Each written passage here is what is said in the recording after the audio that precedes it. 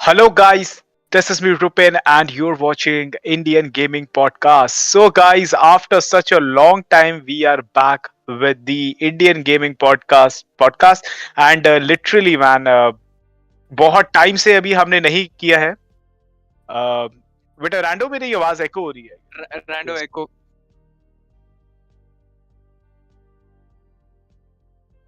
Is It it should fine be now? okay now. It should be okay now. Sorry. one Okay. technical issue. No issue. There's some technical issues. No issue. So, query. So, hello guys.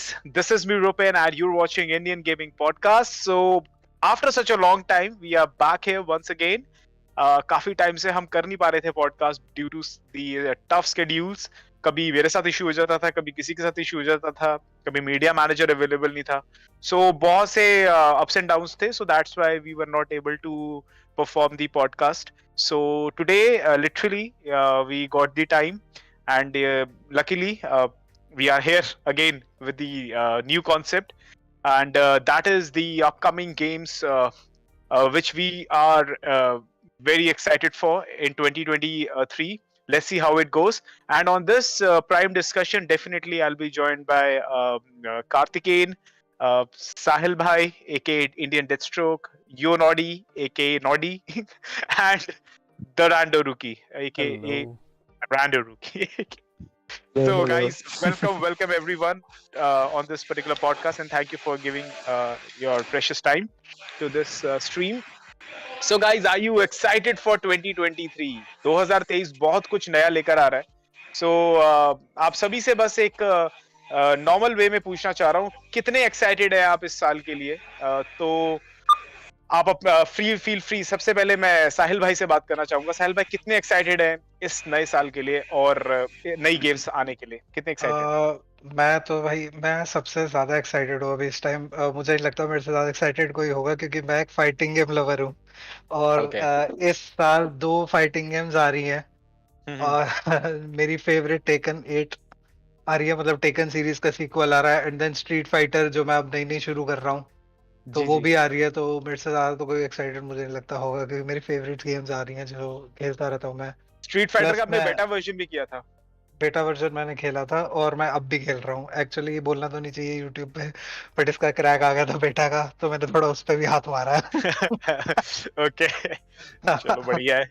मतलब it's like I also saw your gameplay of Street Fighter 6 and काफी मतलब evolve हो गया Street Fighter from the back days जो था. एक किसी time हमने भी खेला था थोड़ा बहुत, जैसे कॉइन वाली गेम्स खेला करते थे. तो वहां से और आज में जमीन आसमान का फर्क है. Beat the character developments and the other things, बहुत सी चीजें चेंज हो गई है अब तो बहुत ज्यादा. फाइटिंग गेम तो अब बिल्कुल ही अलग हो गया है. पहले तो बस ये था कि 2-3 बटन मारो और एक छोटी सी कॉम्बो मिलती है. अब ऐसा हो गया कि अगर तुम्हें प्रॉपर पैटर्न्स पता है, प्रॉपर एक एक मूव का एनिमेशन पता है, कितने फ्रेम्स का एनिमेशन है, तो तुम डेथ कॉम्बोज में मार सकते हो कि एक बारी में तुम पूरी हेल्थ खा जाओ बंदे की.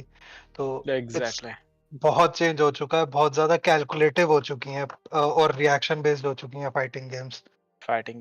तो जैसे कि गाइस यहाँ पे साहिल भाई ने बोला कि वो इस साल के लिए बहुत एक्साइटेड है, क्योंकि उनकी टॉप 2 गेम्स जो कि वो बहुत पसंद करते हैं, that is the fighting games, B it the street fighter और टेकन 8, वो आ रही हैं. And definitely for every fighting lover gamer ये एक अच्छा साल जाने वाला है, क्योंकि बहुत रेयर होता है कि फाइटिंग गेम्स एक बार में इतनी लॉन्च हो रही हैं एंड नए चीजें देखने को मिल रही है, नए कैरेक्टर्स देखने को मिल रहे हैं, पैटर्न्स नहीं मिल रहे हैं. और जिस तरीके से साहिल भाई खेल रहे थे स्ट्रीट फाइटर 6 भी, सो बहुत ही डिफरेंट तरीके का उसमें सेटअप था. That a person is moving hair around and वहां पे आर्केड गेम्स पड़ी हुई है, वो फिर अपने अपोनेंट्स को सिलेक्ट कर सकता है वहां से. सो बहुत से सही तरीके से चीजों को दिखाया गया था. चीजें बदल रही है, टाइम बदल रहा है, इवॉल्व हो रही है चीजें काफी. तो इसी इवॉल्वमेंट के साथ मैं यहाँ पर नॉडी को यहाँ पे लेकर आना चाहता हूँ. नॉडी, फर्स्ट ऑफ ऑल, अभी तक हम जैसी गेम्स खेलते आ रहे हैं, गेम्स का कहीं अंत नहीं हो रहा है. हमारे पास इतना टाइम नहीं है जितनी गेमें हैं. तो उन गेमों पे और गेमें आ गई हैं, तो इस बारे में आपका क्या ख्याल है? हाँ, बहुत गेम पे गेम हो गए. कौन सा खेले, कौन सा नहीं, कौन सा निकाले, कौन सा ये साल ले. बहुत कंफ्यूजन है. ये साल भी बहुत ज्यादा गेम्स आ रहे हैं एंड भर भर के गेम्स आ रहे हैं, वो भी बड़े बड़े, लाइक स्टार वॉर्स, फॉर ये डियाब्लो, स्पाइडरमैन, सबके तरफ से गेम्स आ रहे हैं, सबके लिए गेम्स आ रहे हैं. फाइटिंग गेम्स, आरपीजीज, एक्शन, सब आ रहा है ये साल. हॉरर्स. हॉरर्स, हाँ, हॉरर का कमबैक आ रहा है. डेड स्पेस, वो सबके साथ, रेसिडेंट इविल 4. तो बहुत गेम्स है ये साल और हर जॉनरा में गेम्स है, तो बहुत एक्साइटेड हुई ये साल के लिए. That's amazing. And Rando, being a specific game picker, आप जैसे specific एक game का आपका एक सिनेरियो है कि yes, I want to play only these kind of games.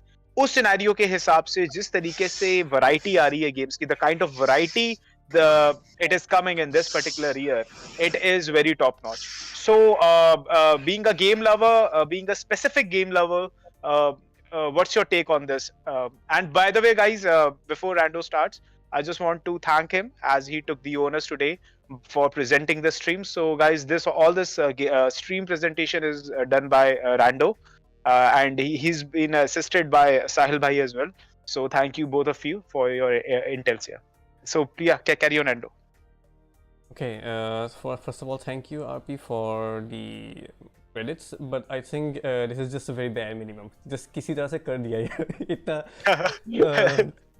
जो normally जो होता है वैसा खास नहीं है. So to the audience also, apologies if this is kind of underwhelming, but unfortunately I'm not that of an I don't have the expertise for this. Hopefully I can learn more regarding this. But anyways, going back into the question for 2023, ये साल actually बहुत अच्छा दिख रहा है gaming के लिए, क्योंकि मतलब मेनली क्या हो रहा है कि हर एक जानरा के लिए एक बहुत अच्छा गेम लॉन्च की मतलब पाथ पे है.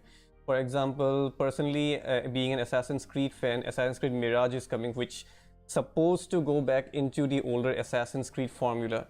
Then again, big fan of Hollow Knight, जिसका Silk Song का भी एक मतलब ये आ रहा है कि मतलब there's a chance that Silk Song may be released. Yeah. So in terms of indie games, वो बहुत एक बड़ा चीज़ है. Again, Hades Part 2 भी आ रहा है indies for those who are into what was that genre called? I forgot. Roguelike.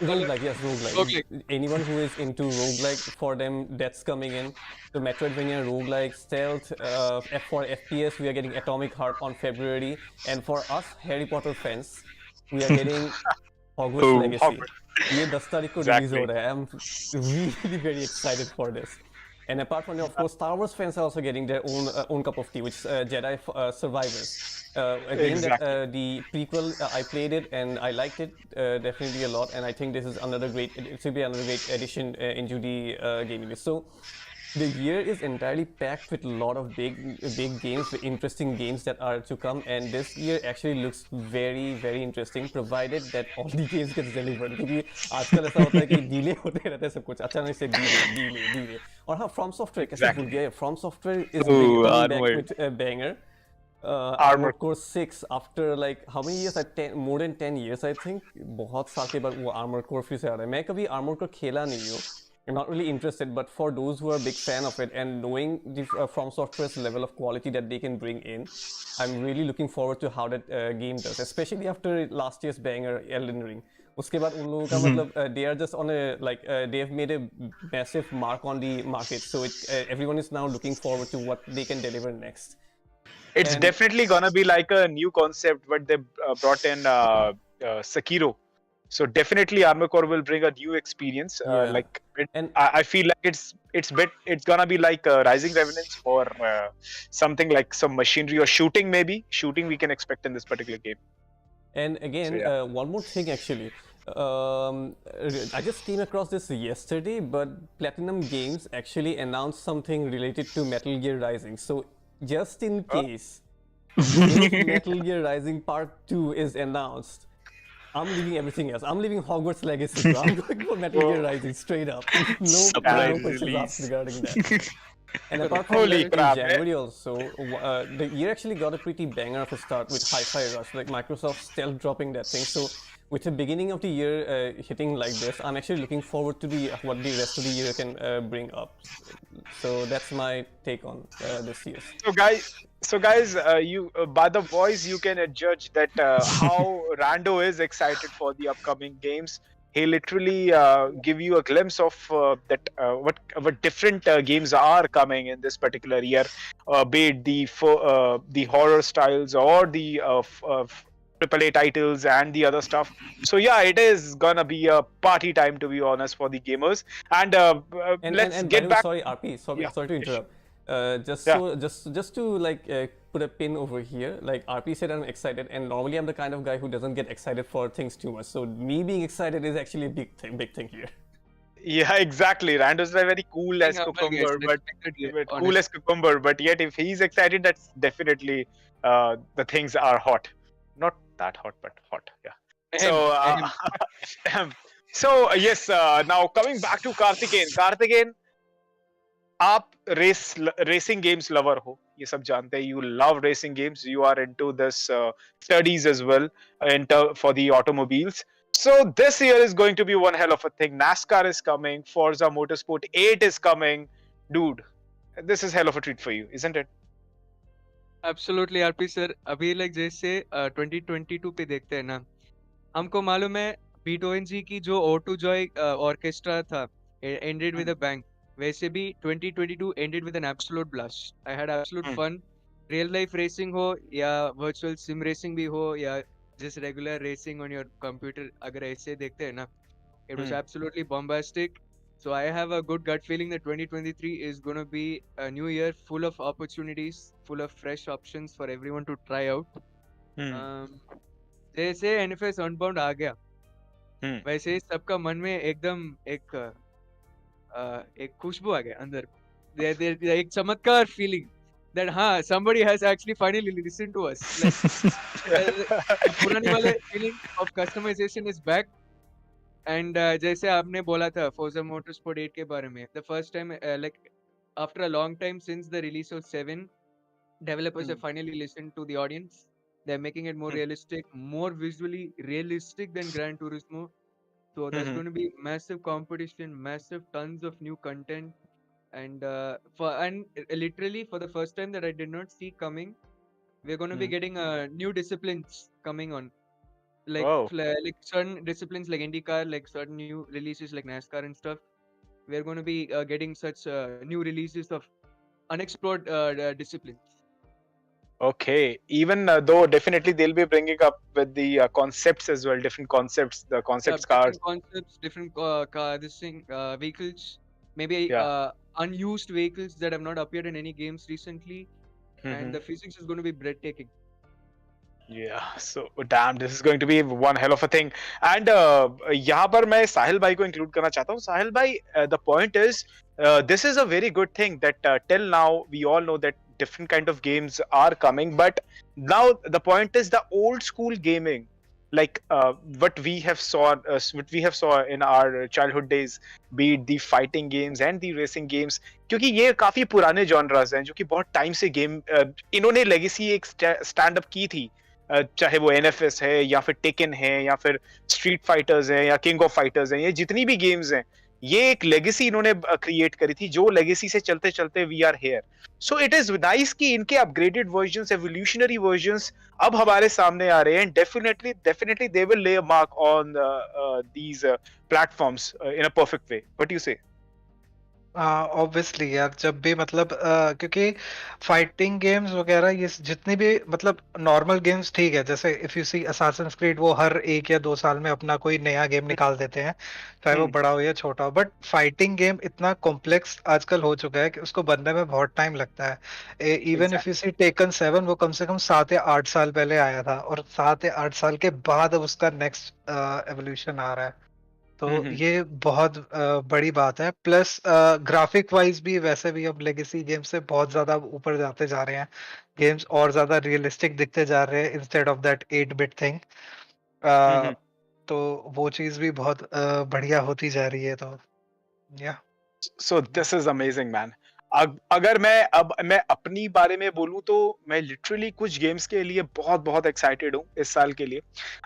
जैसे resident Evil 4, मैं अभी तक मानता हूँ कि सारी रेजिडेंट इवल्स मैंने जितनी खेली हैं, resident Evil 4 RE4 was one hell of a thing, man. क्योंकि वो एक काफी मतलब लार्ज स्केल पे बनाई गई थी अपने टाइम पे, बहुत उसमें डेप्थ थी, बॉस बैटल्स बहुत जबरदस्त थी। We all know and we all know that Salazar, मतलब जो उसमें कॉन्सेप्ट्स थे, एवरीथिंग, द फाइट स्टाइल्स बहुत डिफरेंट थे। एंड मतलब रेजिडेंट इवल 4 हो गया, इवन स्पाइडरमैन 2 मार्वल्स का जो PS5 पे अब आने वाला है। So now we can see the combo of Miles Morales and Spiderman together.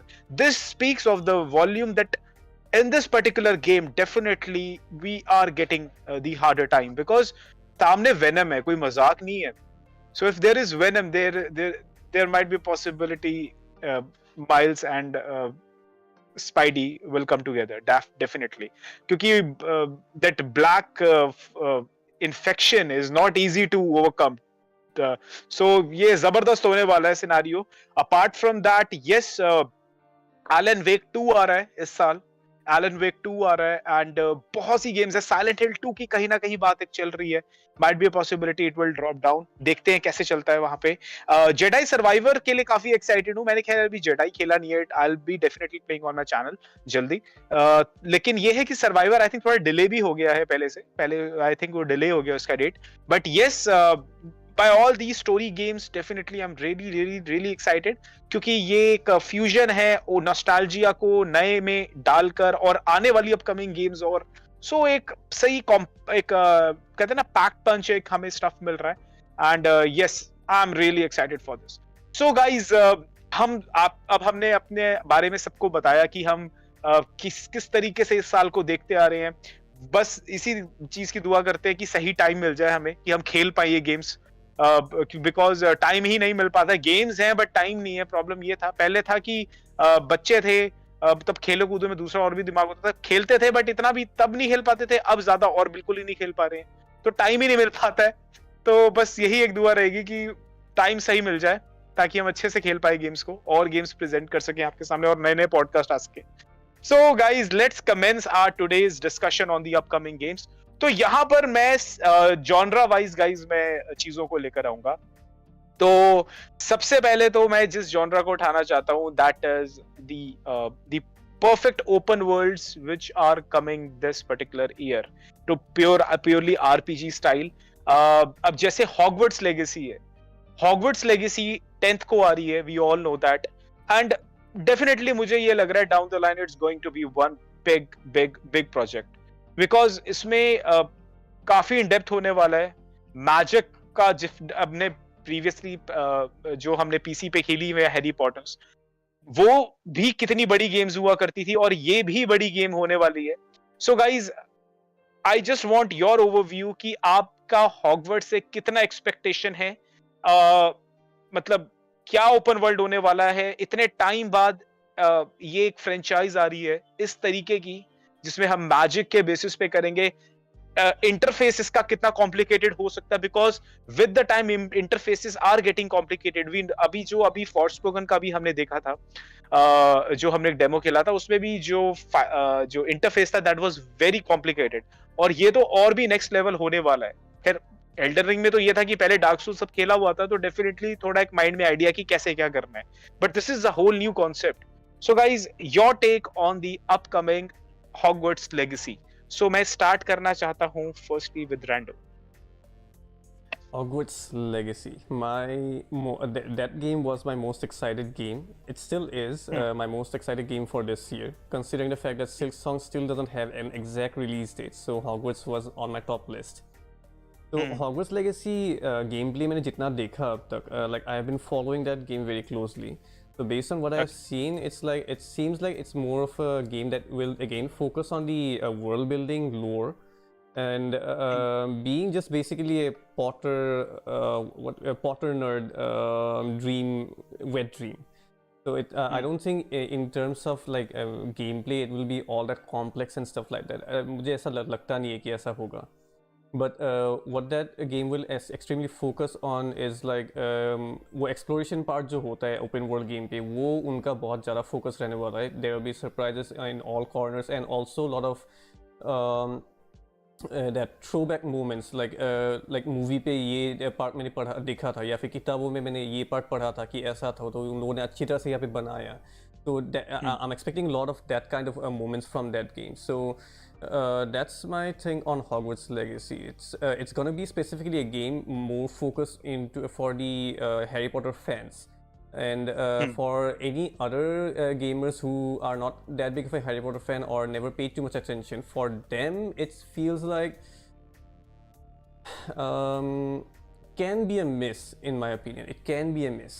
Because the combat, even though a lot of people who have received their S codes and things like that, they've played and they've told different things, but still, I'm just not that convinced about the combat system in here.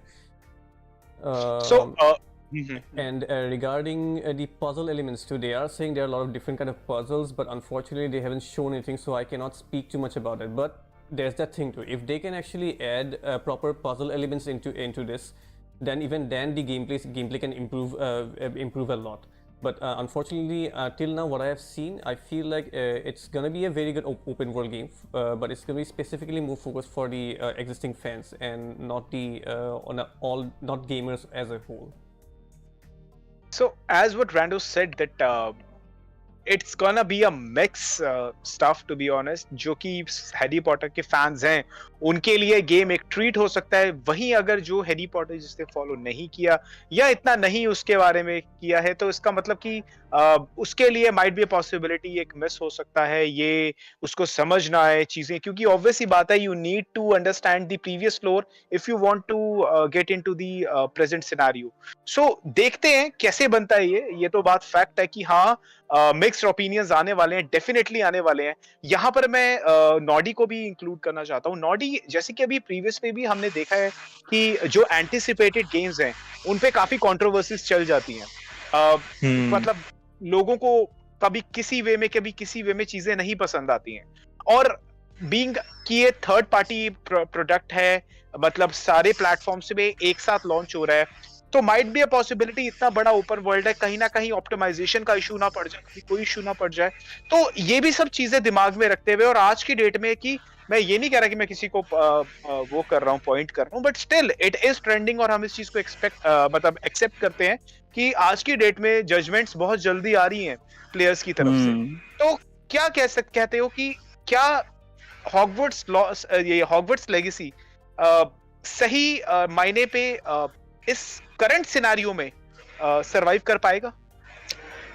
I guess yes कर पाएगा, but जैसे रैंडो ने कहा, जो fans के लिए Hogwarts legacy रहेगा वो लाइक नॉर्मल जो जिनको इतना इंटरेस्ट नहीं है हैरी पॉटर यूनिवर्स में, हैरी पॉटर वर्ल्ड में, उन्हें लाइक उनके लिए यह मिस रहेगा शायद से, क्योंकि जो डेवलपर्स बना रहे वो न्यू डेवलपर्स है, उनका पहला लाइक फर्स्ट बिग प्रोजेक्ट है उनका ये.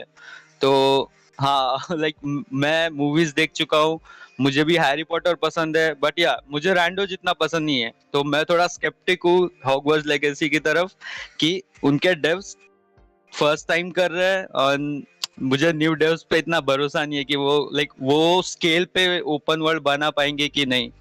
क्योंकि हाँ, गेम प्ले तो अभी तक मैंने भी देखा है, सबने देखा है, अभी सब के सामने है, जितना उन लोग ने गेम प्ले देखा है काफी है लाइक जज करने के लिए.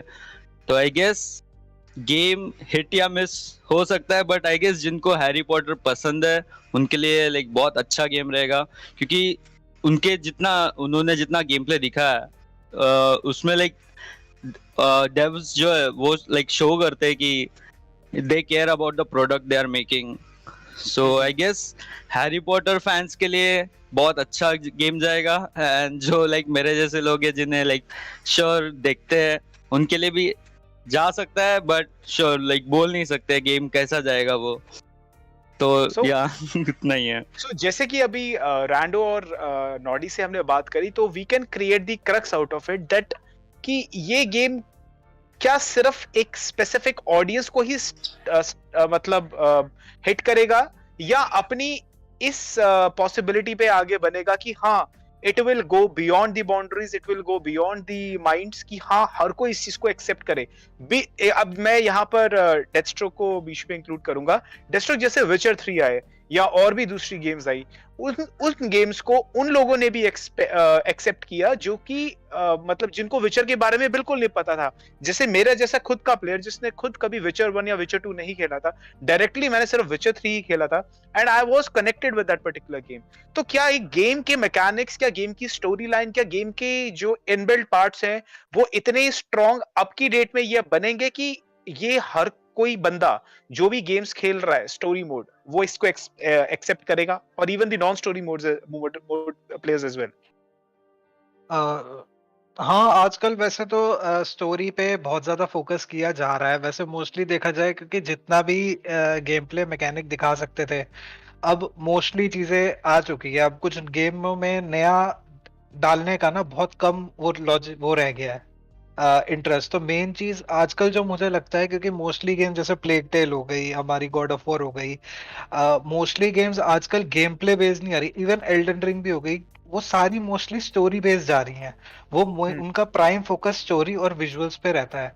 तो इस वजह से क्या होता है, सिर्फ गेमर क्राउड ग्रैब नहीं होता, जो मूवी वाला क्राउड है जो एक्चुअली स्टोरी देखना ही पसंद करते हैं, बुक्स वाला भी है, तो वो लोग भी गेम्स की तरफ अट्रैक्ट होते हैं. तो आई थिंक स्टोरी का बहुत ज्यादा मेजर पार्ट होता है. एंड मैं वैसे एक और चीज बोलना चाहूंगा, एक गेम का नाम बिल्कुल बोला नहीं गया है अभी, बट वो 14 फेब को ही आ रही है.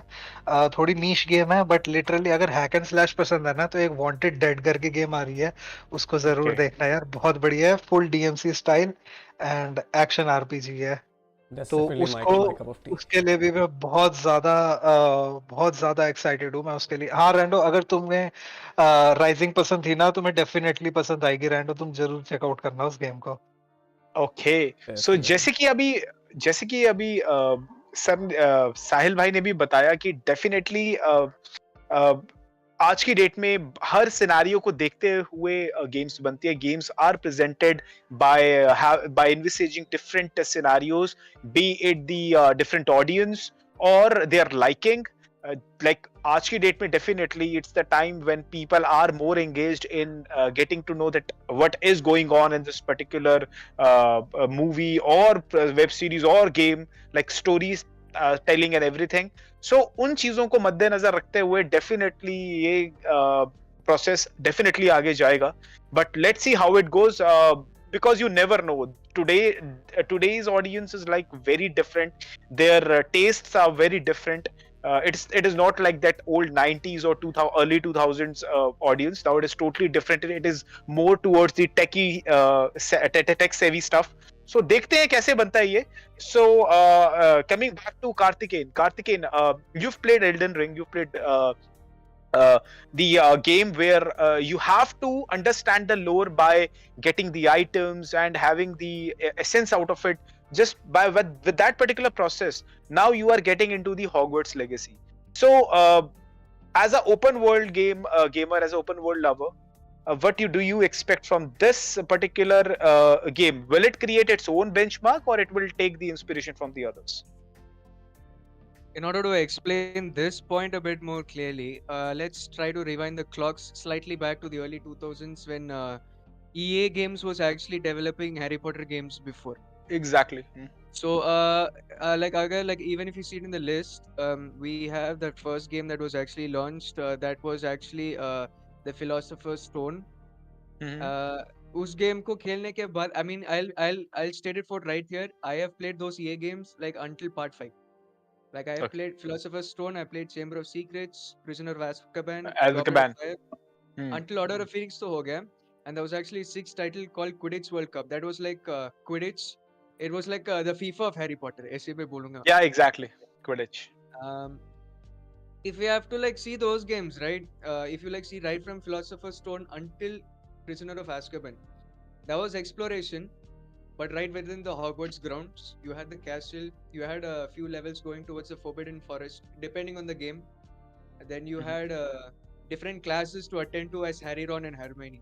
Like अगर आप Prisoner of Azkaban में देखते हैं ना, you had 3 individual spell classes to attend to. Like Ron के लिए एक स्पेल क्लास होती है कार्पेट रेट्रैक्टिव, अगर वो स्पेल के साथ अगर कास्ट करेंगे ना, Ron can tend to pull objects towards him और he can fly towards the other objects ऐसे. Likewise Harmony had different like उनके लिए यूनिक स्पेल्स ऐसे थे, एक स्पेल के लिए एक क्लास भी थे, एक टेस्ट भी थे. Okay. So all those involving those levels, you get to explore across Hogwarts. You get to finish off those levels, like involving those spells. Chamber of Secrets did it in a totally different way. Chamber of Secrets में कैसे थी, एक spell की जो symbol आती है, you have to hit the arrow keys. Like जैसे सैंड्रेंड्रियस के जो डांस मूव्स होते हैं ना, arrow keys दबाते हम, वही उसमें भी है. Philosopher's Stone में क्या था, you had to use the mouse and you had to paint the spell symbol. Exactly. Apart from the spells, there was this thing called collectibles. Collectibles में कैसे थी, collector's cards. You may know them in part 1. Movie में भी दिखाते collector's cards. Exactly. Collector's card. Collector's card में क्या होती है कि they show personality pics, like famous wizards or witches from the olden ages. इस games में collect करने में मजा आता है because the olden day lore is actually revealed through these collector's cards. Like for example, Chamber of Secrets में there was Philosopher's Stone में there was this collector's card about Herpo the Foul, the one who invented the basilisk, जो सांप आती है ना Chamber of Secrets में. जी. वही सांप जिसने फाइंड किया स्लिदरिन को, एक वो अंडा दिया उसको उसमें प्लेस करने के लिए, वही बंदा था. या Grogenstum, the first minister of magic, appointed 1811. या professor Dippet the former headmaster of Hogwarts. ऐसे इंटरेस्टिंग वाले चीज था उस कार्ड्स पे. So it's like the more you play those olden day games, the more you get to know the lore through those collectors cards, all famous wizards और witches back then. अभी Hogwarts Legacy में क्या है कि the game is set in 1890. 1890 में क्या था, your headmaster was none other than a member of the black family. Serious की फैमिली में एक पुराने वाले बंदा था फिनियस के नाम पे. You may see him even in the movies as well, where Dumbledore talking to one of the portraits when Harry gets possessed by you know who. वो एक portrait पे Phineas की picture आती है, वही बंदा है इस पे character आने वाला है NPC. The thing about Phineas is that the dude is absolutely a bit like अभी trailer पे भी दिखाता है, like he's not that much of an encouraging type of guy. एकदम he's a Slytherin, so from that you'll get to know his character. Okay. And the thing is एकदम you'll see a lot of olden day characters coming in, like the fat lady, the poltergeist Peeves. One of the Weasley family members is a professor in Hogwarts during this time. Okay. And 1890 के नाम पे ही बहुत ज़्यादा personalities आ सकते हैं. Okay, so that means someone is there to recover the car this time. Yeah, so it's like how do we say, like पुराने वाले lore पे अगर आपको एक understanding होगा ना, you'll be like, अच्छा this guy is coming in this game. वो एक स्पार्क आएगा बाद में, इंस्टेंटली आएगा. as far as lore related ये तो एक साइड पे है, but exploration wise understandable that the Harry Potter world is not just confined within Hogwarts and like olden day London and stuff. थोड़ा एक बार अगर आप Fantastic Beasts पे देखेंगे ना, वो तो USA पे गए. It was set they had involved Ilvermorny a bit. या वो जो 4 visiting schools होते हैं, Beauxbatons and Durmstrang Academy, जिधर dark magic सिखाया था. It's a big world, understandable. As Rishi said, it will not be like possible like to how do we say, like build a massive open world out of this, but I can be safe to say that it is through this game that the culmination of the Harry Potter series in terms of gaming will be put to the test. इस game से हमको पता चलेंगे क्या future है इसमें. Actually, what I'm thinking regarding this particular game is like it's going to be one new experience which we haven't seen till now, because it is Hogwarts Legacy. There is nothing mentioned as like it's a Harry Potter game. Okay, so it's gonna be a different concept. It's not based on a particular protagonist or a particular name that is Harry Potter. It is Hogwarts. It is as a whole. Harry Potter gonna be the part of this particular process. Apart from that, definitely what I'm thinking, the lore going to be one very depth stuff. So definitely यहाँ पे lore बहुत जबरदस्त होने वाली है.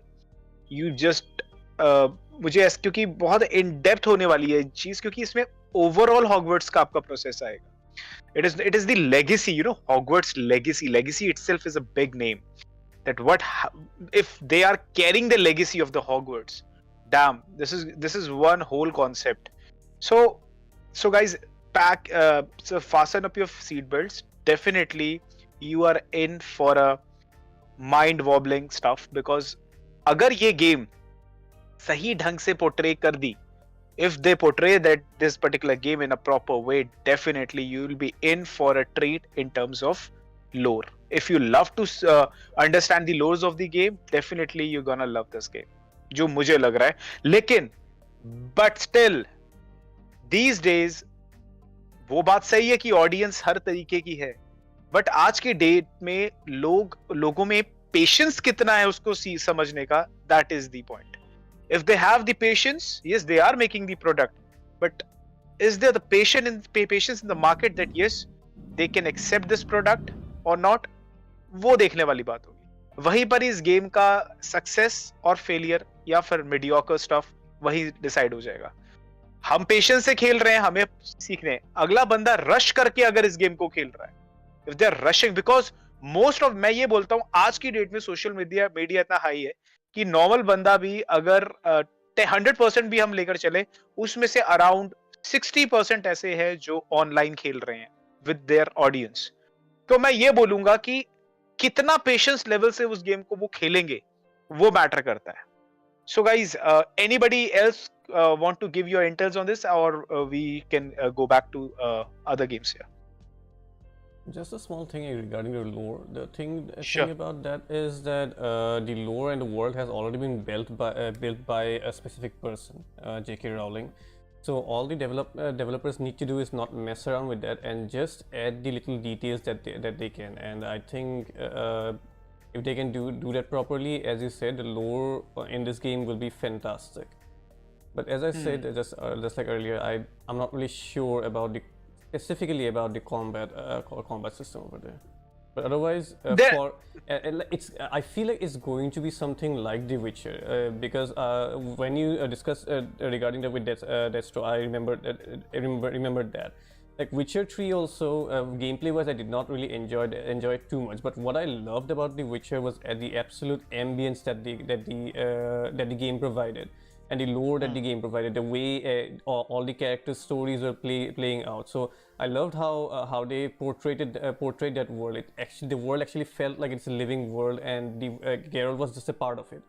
So if Hogwarts Legacy can put that thing in there, then I believe it's a good game, regardless of what other people say. Exactly that, but still the question prevails that the acceptance. How much we can expect the acceptance of this game. This is the main thing, because it is like a different process, a new thing for everyone, because that EA games came way back around 24 years back. So at that time and today's time, it's different. Gamers of that era and gamers of today, there is a lot of difference now. Even might be a possibility gamers of 2000 era is maybe they are not currently playing games, or because अब उस समय जो खेल रहे थे आज के scenario में जो अब है, हो सकता है वो अपनी लाइफ में बिजी हैं, वो नई गेमिंग कर रहे हैं. लेकिन कितनी एक्सेप्टेंस आज की जनरेशन इस गेम को देगी वो देखने वाली बात है, बिकॉज ये एक बहुत बड़ा टेस्ट है. It's a big test. And to be honest, Hogwarts Legacy उस एरा में आई है अब जिसमें कंपटीशन बहुत स्ट्रांग होने वाला है उसके लिए. There are lot of contenders, lot of contenders, to be honest. So it's going to be one hell of a fight this year. So ये तो हमने yes Kaarthekeyan. Yeah, just one small thing that अगर like expectancy पे देखते हैं ना, let's just hope that it doesn't end up like some FPS game, like sorry TPS game like Deathly Hallows. हाँ exactly, मैं वही कह रहा हूँ. That's why I'm saying that मैं अभी किसी expectation से नहीं जाऊंगा. मैं तो आराम से इस गेम को खेलूंगा. मैं अभी नहीं कर रहा, मैं अभी तो और मेरी दूसरी गेम्स है उनका पहले करके फिर हॉगवर्ट्स लेगेसी खेलूंगा. लेकिन मैं अभी किसी एक्सपेक्टेशन से नहीं जाऊंगा. सो माय रिक्वेस्ट इज, जो भी अभी चैट में हैं और जो भी देख रहे हैं, जो आगे फ्यूचर में भी ये पॉडकास्ट देख रहे होंगे, उनके लिए बस मैं इतना बोलूंगा, किसी एक्सपेक्टेशन से मत जाना. बस गेम को गेम की तरह लो और उसको एंजॉय करके खेलो and try to find out something valuable in that particular thing rather than to just beating around the Focus on the bush. positives. Oh yes, go for the positives. Yes, negatives are also accepted because obviously बात है being a critic is a very good thing. मैं ये बोलूंगा, लेकिन ये है कि अच्छे से उसको जज करके आराम से खेलो. ये नहीं कि एक दो थोड़ा सा खेलो और वहीं पर ही शुरू हो गए, ये हो गया वो हो गया. एकदम से गेम तुम्हें सब कुछ नहीं दिखा देगी. टाइम दो उस गेम को. So this is what we are thinking about legacy. So there is one more open world which is coming and it is coming harder this time. मैं यहाँ पर सबसे पहले मैं डेथ स्ट्रोक को लाना चाहूंगा. डेथ स्ट्रोक भाई, अभी आपने ओडेसी खेली, आप वालहाला खेल रहे थे. It's time for Assassin's Creed Mirage. कितने एक्साइटेड हो? और अभी कोई एज सच कोई गेम प्ले नहीं आया उसका, सिर्फ एक सिनेमैटिक ट्रेलर हमने देखा है. उसी सिनेमैटिक ट्रेलर से आप क्या बोलते हो कि यूबीसॉफ्ट एक अच्छा प्रोडक्ट निकालने वाला है या ये भी और गेम्स की तरह एक कट कॉपी पेस्ट बन जाएगा? हेलो. हाँ, यस यस. तो ये डेफिनेटली अब थोड़ा डिफरेंट होने वाला है क्योंकि इन्होंने अपनी पास्ट मिस्टेक से सीख लिया है जो इन्होंने लास्ट 3 गेम्स निकाली थी. इवन दो गेम्स तीनों अच्छी थी, मेरे को तो तीनों अच्छी लगी, सबको नहीं लगी थी. जो पुरानी वाली असासिन्स क्रीड के फैन थे उनको नहीं लगी, बट अब वो पुरानी असासिन्स क्रीड वाली वाइब फाइनली दोबारा से वापस ला रहे हैं.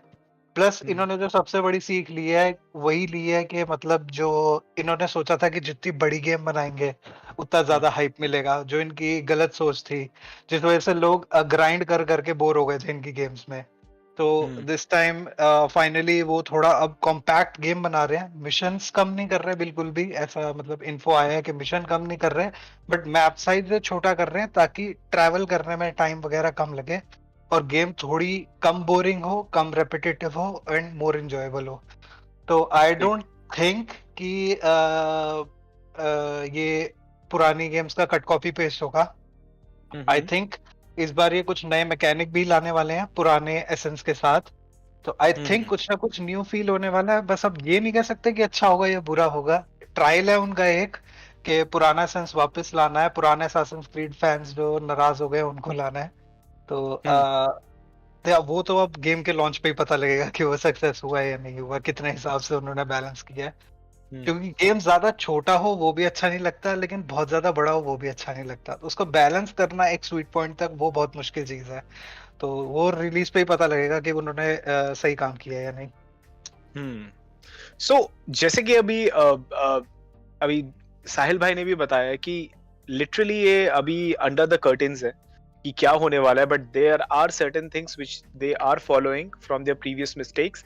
बट किस तरीके से वो हमारे आगे प्रेजेंट होगा और मतलब जिस तरीके से अब जैसे कहते हैं कि ओडेसी का जो ग्राइंड था बहुत ज्यादा कर दिया था, बहुत उसमें जो लेवल अप बहुत ज्यादा ग्राइंड था, उसी हिसाब को देखते हुए क्या अब एक कॉम्पैक्ट गेम निकलेगा कि नहीं, ये चीज देखने वाली है. और टू बी ऑनेस्ट अभी एज सच कोई गेम प्ले निकला भी नहीं है उसका कि जिससे हम कुछ देख सके कि हाँ भाई इस बार कुछ नया देखने को मिल रहा है क्या है. So this is going to be the things which are under curtains. Still we have to witness the stuff. So now I want to get back to Kaarthekeyan, Assassin's Creed lover. Now the point is we are getting back to Baghdad and this is going to be one hell of a thing, man.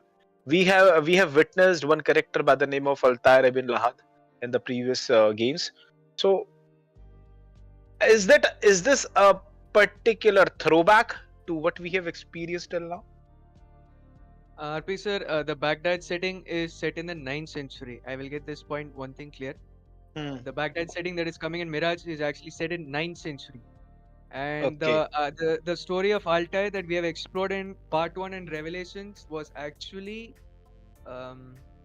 around the 11th century, sorry 12th century if I'm not wrong. 12th century tha wo. 12th century, like that was set during the time of the Crusades. Crusades, yeah. Crusades. ये Baghdad की जो setting है is going to be totally different. एकदम एक अलग इस पे होने वाला है, like the time before the Assassins and the Crusaders battled out. एक और इस पे अगर बोलनी है, some people may be getting that deja vu vibes, like we may be visiting Damasia stronghold before. Okay. And etc. But अगर इस पे बोलनी है ना, we are not only going to be witnessing the Middle East in its new perspective, but we could be seeing certain references to the Masya Brotherhood. It's just like how do we say? एकदम एक two एक like एक हाँ एक एकदम century differences तो होंगे. Like just 2 century differences तो है. They're not So that. maybe we can witness the storyline of that cave which came in the very first game, like जो पहली जहाँ पे वो एप्पल ऑफ ईडन जहाँ पे वो टेम्पला जो वो कैप्चर कर रहे थे और वहाँ पे अल्टायर का वो जो उसके साथ होता है, he got injured in that particular stuff. Might be possibility we can get to that particular cave in this particular game, और देखते हैं कैसे बनता है. ये तो है, मतलब इसमें डिफरेंस आने वाला है बहुत कुछ. Yes, carry on, Karthik. And like the next thing that we can notice is that how do we put it this way? Like Middle Eastern जो hidden ones थी. Abhi when you're like transitioning, like when you have like played Valhalla and when you get to know that Cassandra is making an appearance and how she influences the events of the assassins slowly. Like abhi isme kya dekhte hain, we are going to be seeing Basim's progression. For those who haven't played Valhalla, there is this character by the name of Basim ibn Ishaq, a former hidden one who helped Ivor. Abhi isme kya hai, we're going to see his progression from a street thief to a master assassin. We're going to be seeing that progression of this beautiful character, and probably in this way we're going to be able to see how the Masyaf assassins are going to slowly come out, how the Levantine is going to be formed out, how the hidden ones are going to make the progression from being called as hidden ones to assassins. After all, jo wo shabd tha, it's based from an Arabic word. So we're going to see massive changes, massive progression. And yes, it's a good thing that we are returning back to how it was back in the olden way, the old way being the gold way. हम ऐसे बोल सकते हैं. This time पे हम ऐसे 2 Brotherhood Revelations खेलते हैं. We used to follow Ezio's story. Yeah, 1 and Revelations जिसपे Altair की story reveal हुआ था fully. That was actually top notch. My guess is probably they could stick with how Origins came out. Because that was like a new gen game जिसमें वो RPG setting नहीं आया था. उस game के जो engine के साथ maybe we could revert back to the olden setting, like how 2 Revelations Brotherhood did. जैसे अगर आप एक ancestor के साथ खेल रहे हो, they will give you those optional objectives. Like if you do it this way, it's like you're doing it how the ancestor did in the past, and that way आपके sync rate वो बढ़ हो सकते हैं. एकदम एक challenge बढ़ने के लिए वो एक objectives देते हैं ना. So Exactly. This is going to bring a massive spark.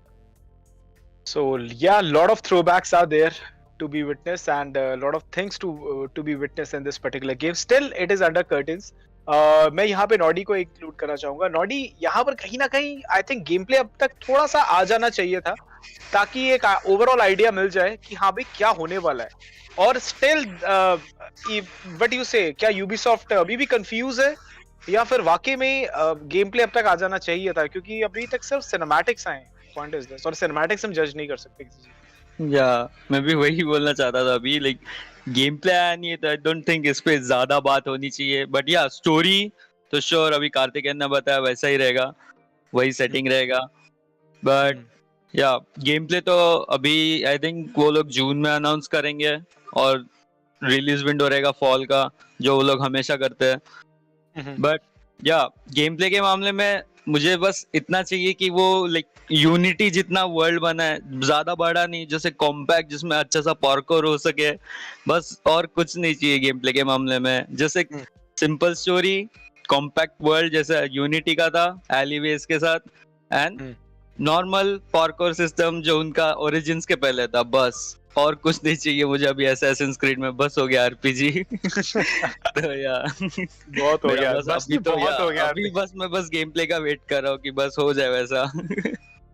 सो जैसे कि अभी रैंडो नॉडी ने बोला कि एकदम वो एक बेसिक चीज चाहता है, but with certain kind of you can say altercations. सो मैं ये बोलना चाहता हूँ रैंडो, आपको यूनिटी पसंद आया था, you played unity and you enjoyed that particular game, and one you can से यूएसपी ऑफ यू कैन से of unity was it's parkour.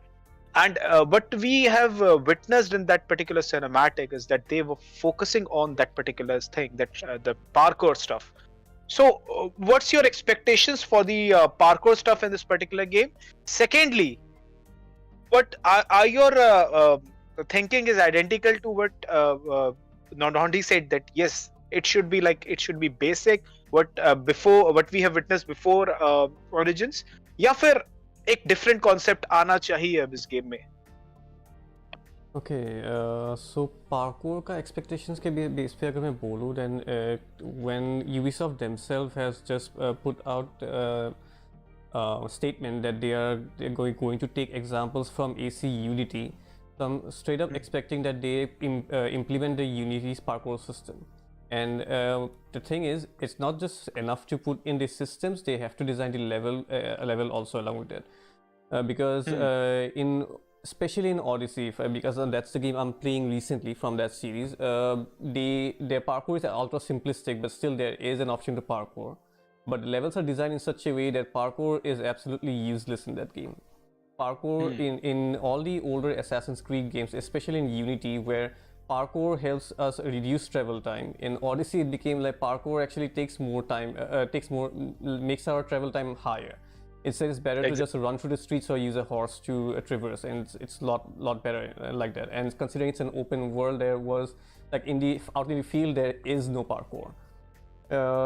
So my expectation is that hopefully they bring in the complexity of the parkour back from Unity, and also design the levels accordingly. And apart from that, what was the second part of the question? Can you just repeat? I've completely forgot about that, if you don't mind. Are your thoughts are identical to what Nodi said, that it should be about the simplicity. Simplicity in the systems, but the parkour system wasn't completely simple. It has its complexity, it has its depth. So complications are required in that. But apart from that, like the basic systems were simple, and I like it like that. But I think they can bring in the combat system of Odyssey and Origins into Unity, because Unity and even of the previous Assassin's Creed games, I did not like the combat at all. It was very unengaging. I think I told that in my Origins video that the older Assassin's Creed combat was very unengaging, and I did not like it. But however, these RPG trilogy that they have created, the combat, although it's not as in-depth and all, but still it has its own flair to it, and I prefer this combat system more. And lastly, Kaarthekeyan? No, you can finish. Okay. And lastly, the second important part that I'm more looking forward to. The first one is, of course, the parkour system, and the second thing that I'm looking for is the emphasis on stealth.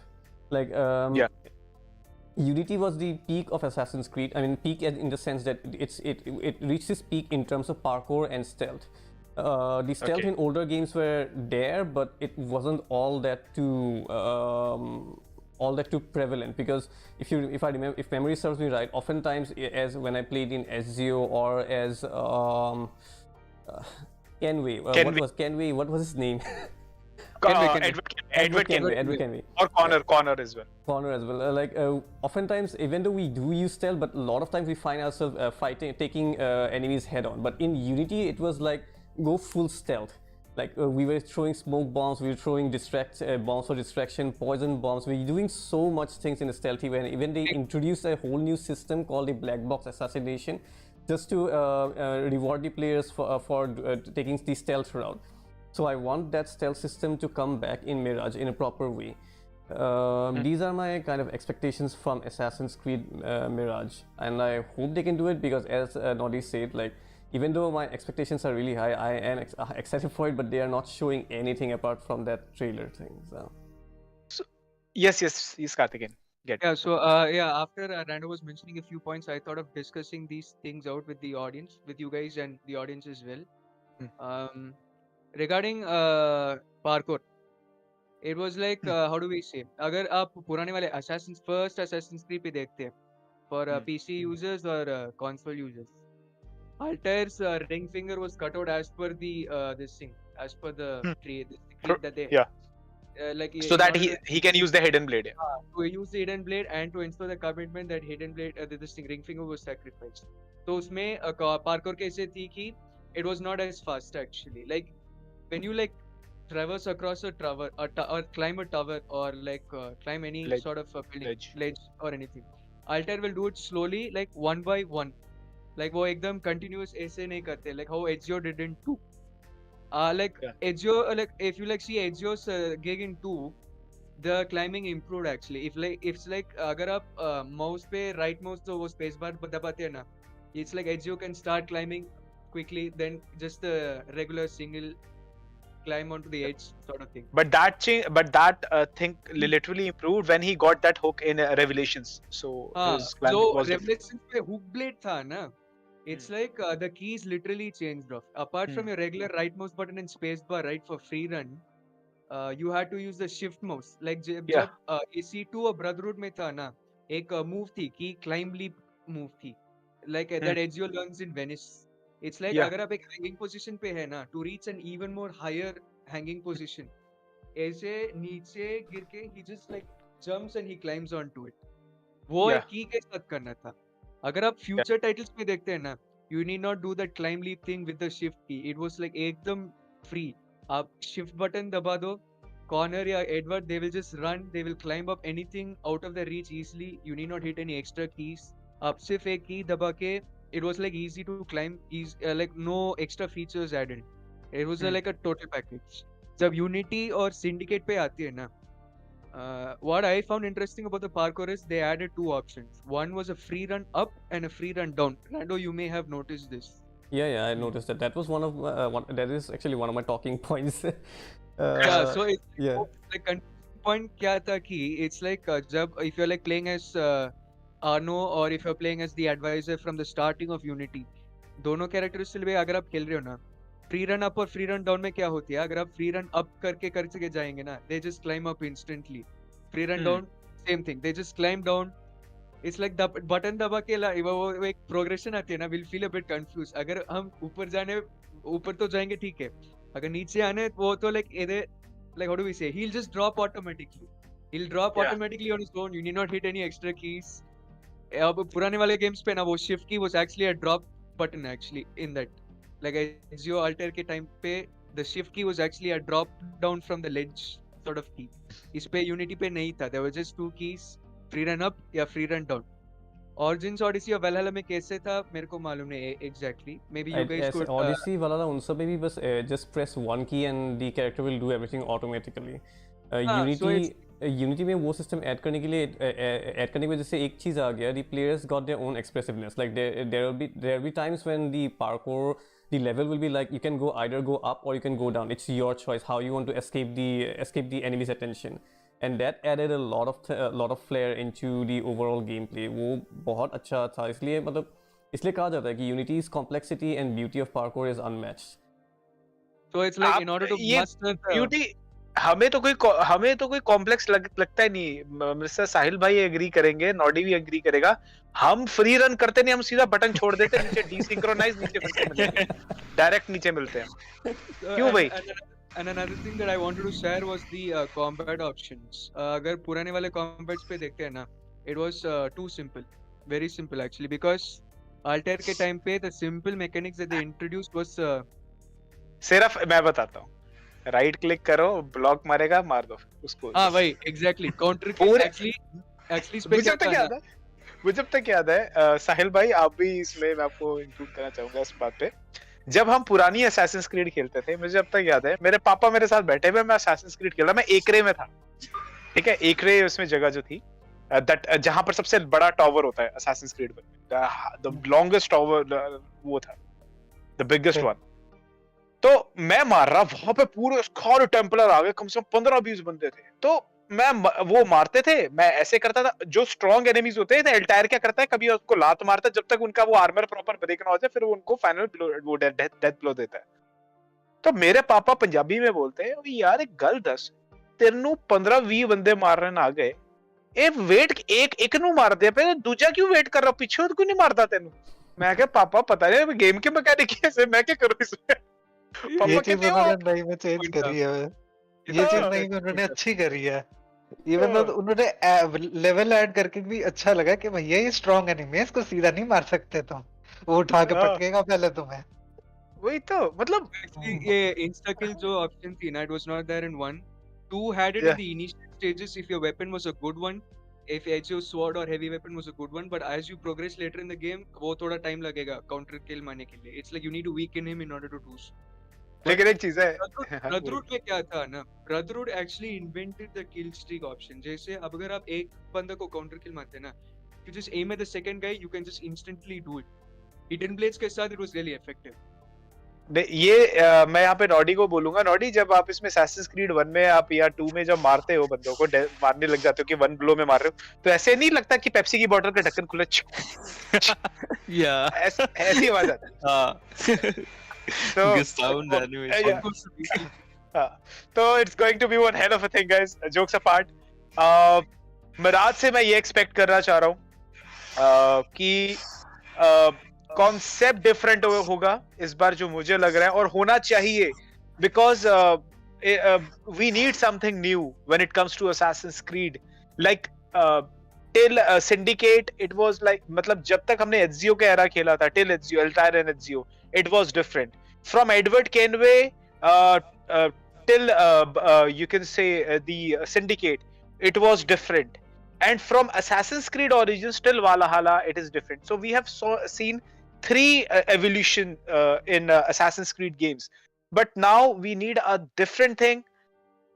Yes, they can take the inspiration from the previous editions, but still we need something new, something different which is not in the previous games, so that we can sense that yes, we are having a new game, we are having a new franchise with us. So let's see how it goes, man. This is going to be one hell of a thing.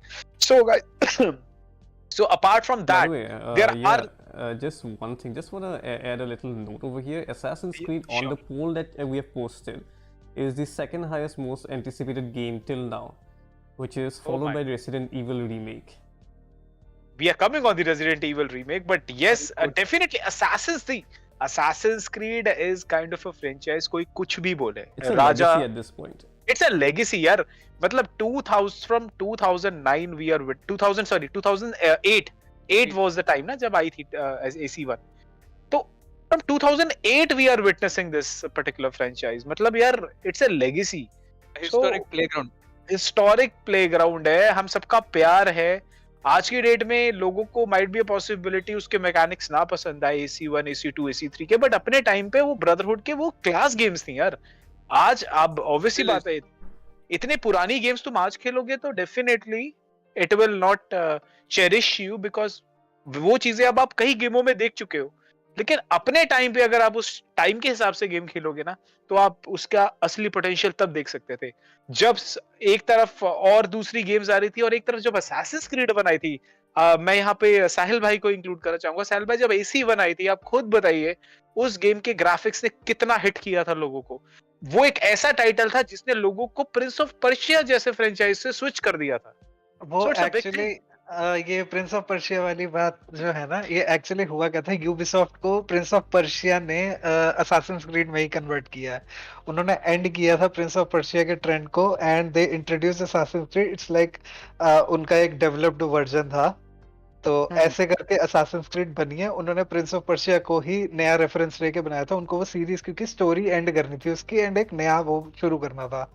And जो आपने पहले बोला था कि कैसा लगा था 1 के ग्राफिक्स देख के, तो उस टाइम मेरा पीसी इतना स्ट्रांग नहीं था और मैं उसको सिर्फ देख ही पाता था, मतलब सिर्फ उसके ख्वाब देखता था AC1 के. मैं मुझे याद है आज भी, वो इतना प्यारा था. मतलब उसका गेम प्ले इतना यूनिक था उस टाइम पे, क्योंकि उस टाइम पे कोई गेम में ऐसा नहीं था. आजकल तो हर तीसरे गेम में स्टेल्थ है. किसी न किसी गेम में तुम झाड़ियों में छुप के किसी को मार दो या नॉकआउट कर लो, इंटेरोगेट कर लो, ये हर दूसरे तीसरे गेम में है. बट जो शुरुआत हुई थी ये सब स्टेल्थ वेल्थ की, वो Assassin's Creed में इतने प्यारे तरीके से दिखाया था 1 में कि हर किसी का मन करता था खेलने का उसको. अब मैं बताता हूँ ना, जैसे आज की डेट में एल्डन में आपने हॉर्स राइडिंग कर ली, आपने आरडिया 2 की हॉर्स राइडिंग कर ली, उसके बाद आप AC1 में जब आप हॉर्स राइडिंग करोगे तो ऑब्वियसली बात है यू विल फील लाइक कि भाई ये एक डिग्रेड हो गया. ऑब्वियसली बात है डिग्रेड है, क्योंकि वो पहले आपने वो गेम्स खेल ली जो आज की एरा की है, उसके बाद ऑब्वियसली बात आप BMW के आज के वर्जन में बैठने के बाद BMW के 1960-70 के दशक के वर्जन में बैठोगे तो फर्क आपको दिखेगा, पक्का दिखेगा। तो वो चीज है, मतलब आज अब लोग बोलते हैं यार ये क्या है, ये ऐसे ऐसे, यार उस समय जब वो गेम्स थी वो डिफरेंट था।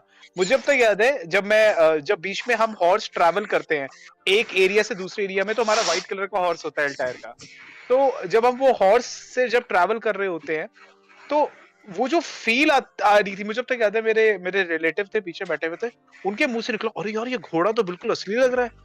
मतलब वो मैं 2008-9 की बात कर रहा हूँ यार, घोड़ा तो बिल्कुल असली लग रहा था। मेरे पास एनवीडिया GT 9400 होता था, 9400 GT एनवीडिया का ग्राफिक कार्ड था मेरे पास। तो उस पे मैंने वो गेम खेली थी और बड़ी मस्त चली थी उस पे। सो मुझे गिफ्ट मिला था, मेरी सिस्टर ने मुझे बर्थडे गिफ्ट दिया था असैसिन्स क्रीड का। सो वो जो मजा था, वो सीक्वेंस था ना, टॉप नॉच था। सो अब coming back to the points, अब यहाँ पर मैं कुछ एक ऑनररी मेंशंस करना चाह रहा हूँ, बिकॉज हम सब गेम्स के बारे में बात नहीं कर पाएंगे इतना इन डेप्थ, बिकॉज टाइम हमारे सबके पास बहुत कम है और we all know that time is the money. तो यहाँ पे कुछ गेम्स है जो कि आने वाली हैं, चाहे आप जेल्डा लगा लो, Nintendo lovers, definitely you will be getting the Zelda Tears of the Kingdom, Zelda the Legend of Zelda. ये जबरदस्त होने वाला है, it's a top brand when it comes to Nintendo. तो नॉडी मैं यहाँ पे आपको बुलाना चाहूंगा इस पर्टिकुलर डिबेट पॉइंट पे। जेल्डा जो कि गेम है, वी ऑल नो दैट ये अपने में ही एक कंपैटिबल गेम है और सॉलिड गेम है ओपन वर्ल्ड के पॉइंट ऑफ व्यू से भी। So it's a treat for the Nintendo, क्या बोलते हैं आप निंटेंडो? हाँ वो तो है। निंटेंडो का एक फ्लैगशिप रहेगा, वो रहेगा जेल्डा। एंड ओपन वर्ल्ड के मामले में भी Zelda is like top notch.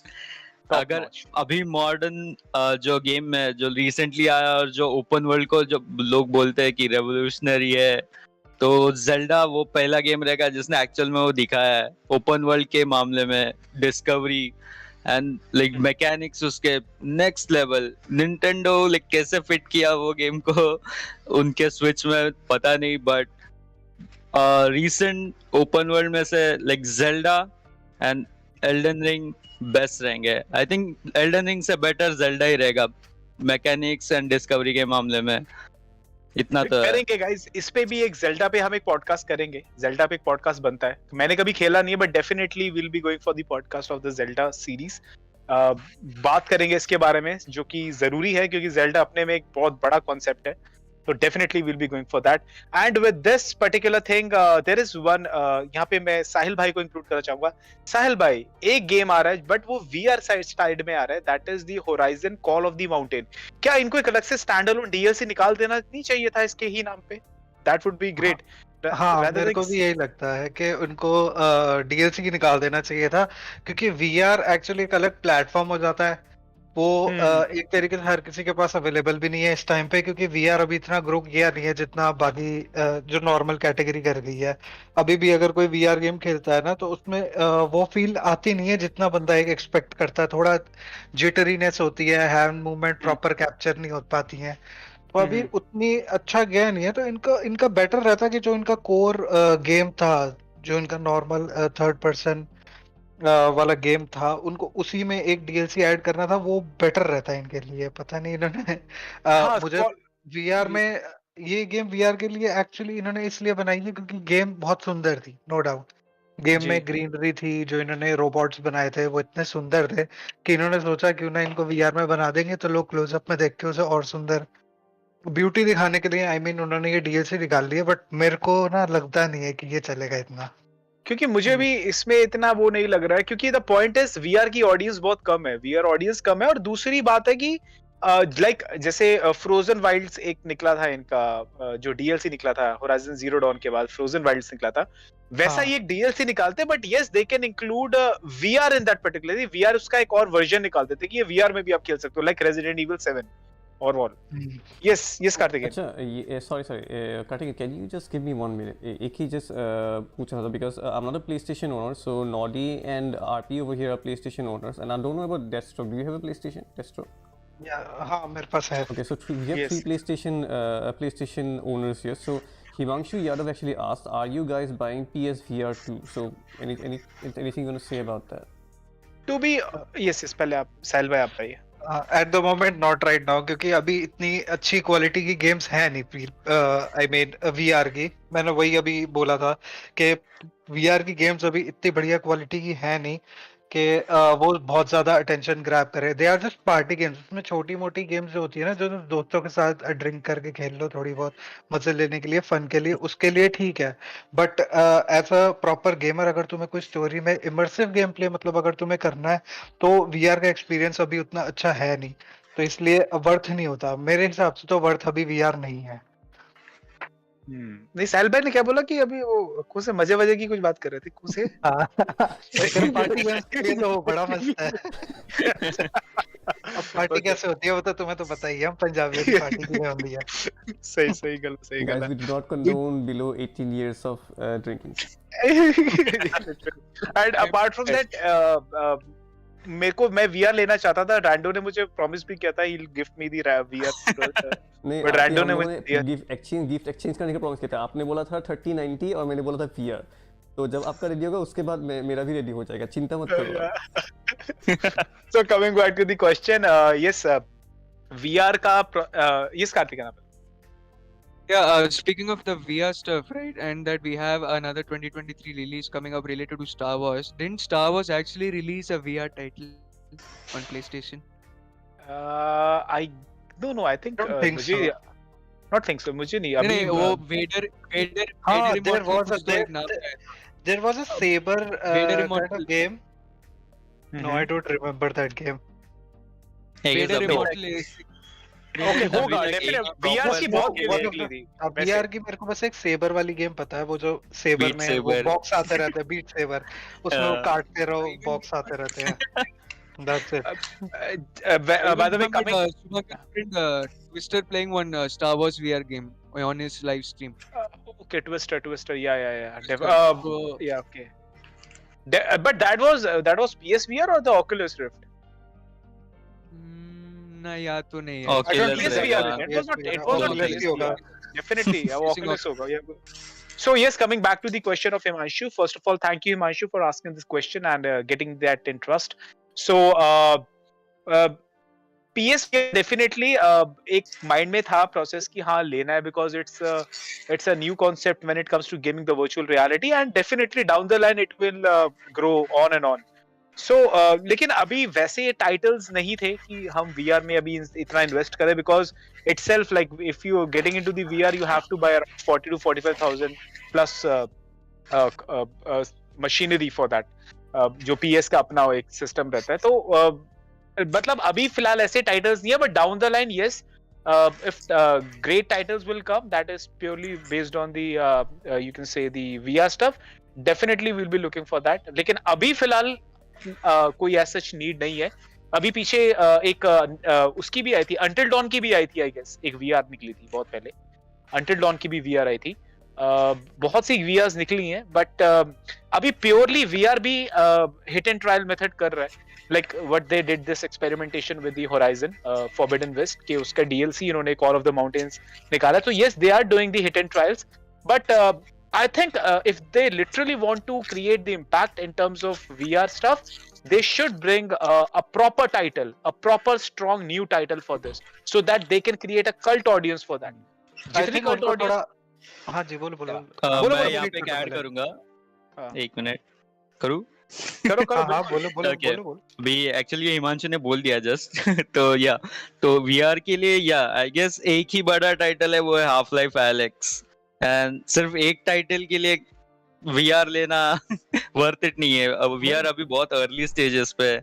कोई गेम नहीं है. वो लोग जस्ट लाइक जैसे बोला अभी डेथस्ट्रोक और जैसा डिस्कशन चालू था आरपी भैया का कि हाँ वो अभी DLC के जैसे ही निकाल रहे VRs में भी. तो सिर्फ एक गेम जो वो है हाफ लाइफ एलेक्स वही एक लाइक प्रॉपर गेम है जो VR के लिए कंपैटिबल है एंड बोल सकते हैं कि एक ट्रिपल ए टाइटल है या और कोई गेम्स नहीं है VR के लिए इतने अच्छे. हॉरर जॉनर भी बहुत अच्छा लगेगा. या अगर हॉरर जॉनर VR के लिए रेसिडेंट एविल वो सब जा कर सकता है क्योंकि मैंने एक गेम पे काम भी किया था. इट वाज नेम डेरेसीन नाम से एक गेम थी तो वो ऑलमोस्ट उसकी आई थिंक फ्रॉम सॉफ्टवेयर की थी वो भी, हाँ फ्रॉम सॉफ्टवेयर की ही थी, वीआर गेम थी जो थोड़ा डार्क उसमें जाता था, जैसे डार्क सोल्स ही है, बट उसमें हॉरर एलिमेंट इतना ज्यादा वो नहीं कर पाए क्योंकि ऑब्वियसली अभी वीआर की टेक्नोलॉजी इतनी एडवांस हुई नहीं है कि थोड़ा रियलिस्टिक फील आ जाए उसके अंदर।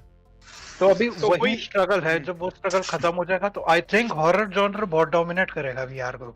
वीआर बिकॉज उसमें क्या कि आप यू कैन एम्बियंस इफेक्ट ज्यादा स्ट्रांग है हॉरर का, और एम्बियंस से ही वीआर बन रहा है, because you can experience something is coming from your right side और लेफ्ट साइड, तो वहां पर पोल्टरगीस्ट एक्टिविटीज हो रही है गेम्स के विदिन, तो डेफिनेटली आई एग्री विद या। अगर रेसिंग पे भी देखते हैं ना, now it's not all wide screens anymore, now they are also converting to VR because you can look left and right easily. मेरे साथ जैसी गेम भी बहुत अच्छी लगेंगी जो पहले ही फर्स्ट पर्सन एक्शन के हिसाब से बनी हुई है ना, वो गेम्स भी बहुत बढ़िया हो सकती हैं वीआर पे।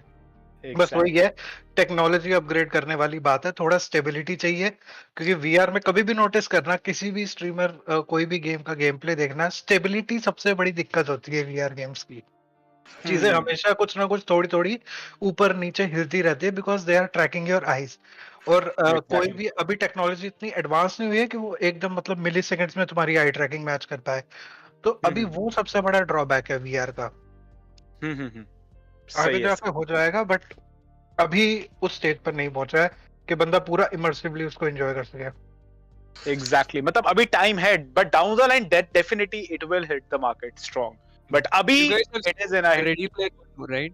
All of you guys have seen Ready Player One movie, na? Yeah. उसमें वो ये VR headset पहन के ऑनलाइन गेम खेलते हैं ना उसके। मैंने नहीं देखी उसके लिए बहुत टाइम मैंने आज दृश्यम देखी है, मैंने आज दृश्यम देखी है बस। Okay. It's like सब points को अगर मैं sum up करनी है ना, it's like even though there are a few flaws, there are a few ups and downs here and there, there's still time to fix it, and the future is still bright for VR. Also, the only thing we need to do is wait. Yeah, exactly. So, thank you for this question, Himanshu. And guys, whosoever in the chat, if you're new to this particular stream, please make sure to subscribe and share it with your friends and buddies. Definitely, अभी कुछ time से इतना podcast नहीं हो पा रहा था due to the hectic schedules, but definitely we'll come up with the frequency in a better way. And जितना हम जल्दी process लेकर आ सकते हैं और नई नई चीजें लेकर आएंगे, डिस्क्रिप्शन बॉक्स में चेक कर लो, जितने भी यहाँ पे पैनल मेंबर्स हैं सबके यूट्यूब लिंक्स हैं चैनल के।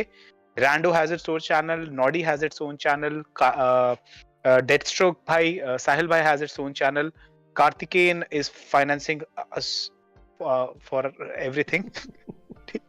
चलो he's the best friend।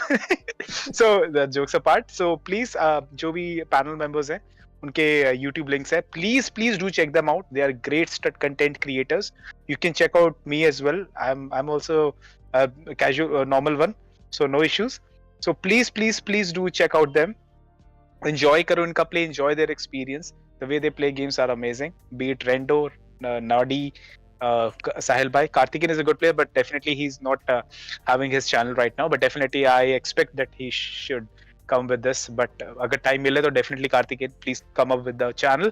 So thank you Himanshu for your kind question। yeah, तो आगे बढ़ते हैं। 2 मिनट में आ रहा हूँ। हाँ बिल्कुल, कंटिन्यू करो, मैं आता हूँ 2 मिनट में। श्योर। सो यहाँ पर अब मैं पॉइंट लेकर आना चाहता हूँ रीमेक्स का। This is the point when remakes are hitting the market strongly they are hitting the market.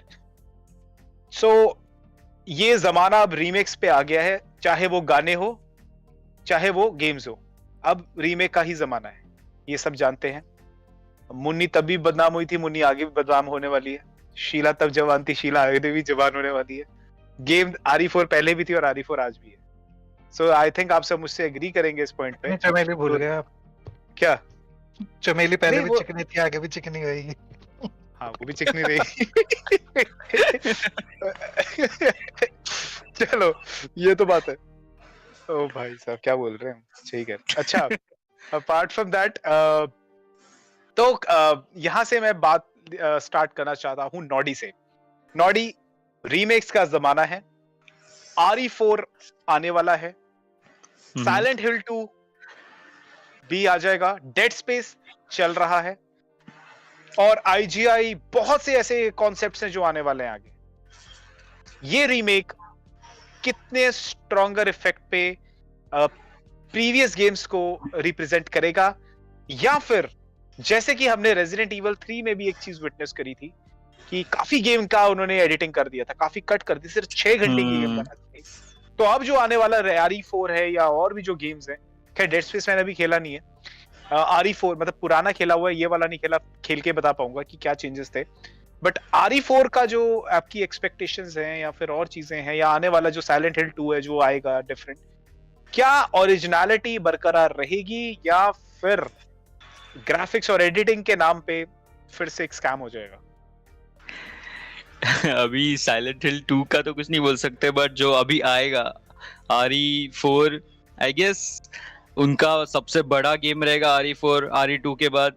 तो आई होप वो लोग अच्छे से करे वो, क्योंकि RE2 बहुत अच्छा रीमेक है, एंड या RE3 के साथ उन लोग ने थोड़ा किया, लाइक कंटेंट ड्रॉप किया वहां पे, बट आई होप RE4 के साथ ऐसा ना हो, क्योंकि RE4 सबसे बड़ा like survival like action horror franchise है उनका। तो I hope they don't like mess it up, बस इतना ही है उनके इससे होप कर रहे हैं। योर टेक ऑन दिस साहिल भाई? आरी मेरे हिसाब से तो अगर सही बताऊं, वो इतना प्यारा गेम था, वो अपने टाइम में इतना बढ़िया गेम था कि अगर मेरे लिए मेरी सोच है, अगर वो आज बढ़िया ग्राफिक्स करके भी सेम गेम लॉन्च कर दे, मैं तो खेलूंगा।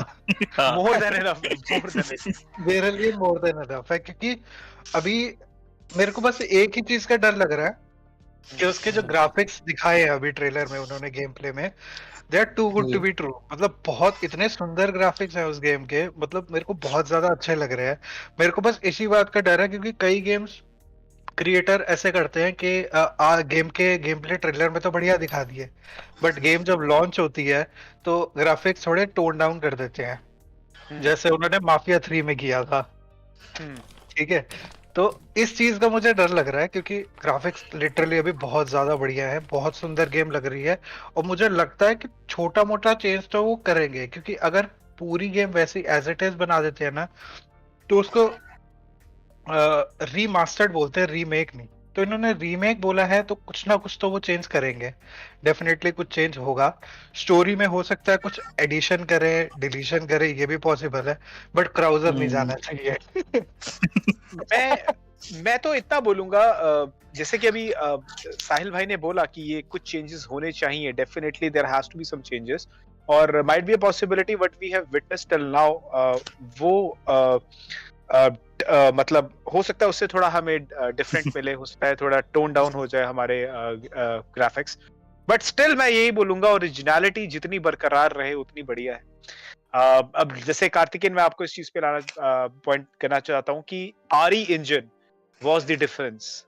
जब RE इंजन आया, अगर आप आज की डेट में भी रेजिडेंट इवल 7 खेलते हो तो you will feel like you are playing a next gen stuff, because graphics बहुत सॉलिड थे उस गेम के भी, और वो अपने में एक नया कॉन्सेप्ट था, एक नई गेम थी। RE8 was amazing, RE2 was amazing, even RE3 graphics was amazing, because वो सारे RE इंजन पे बने हुए थे।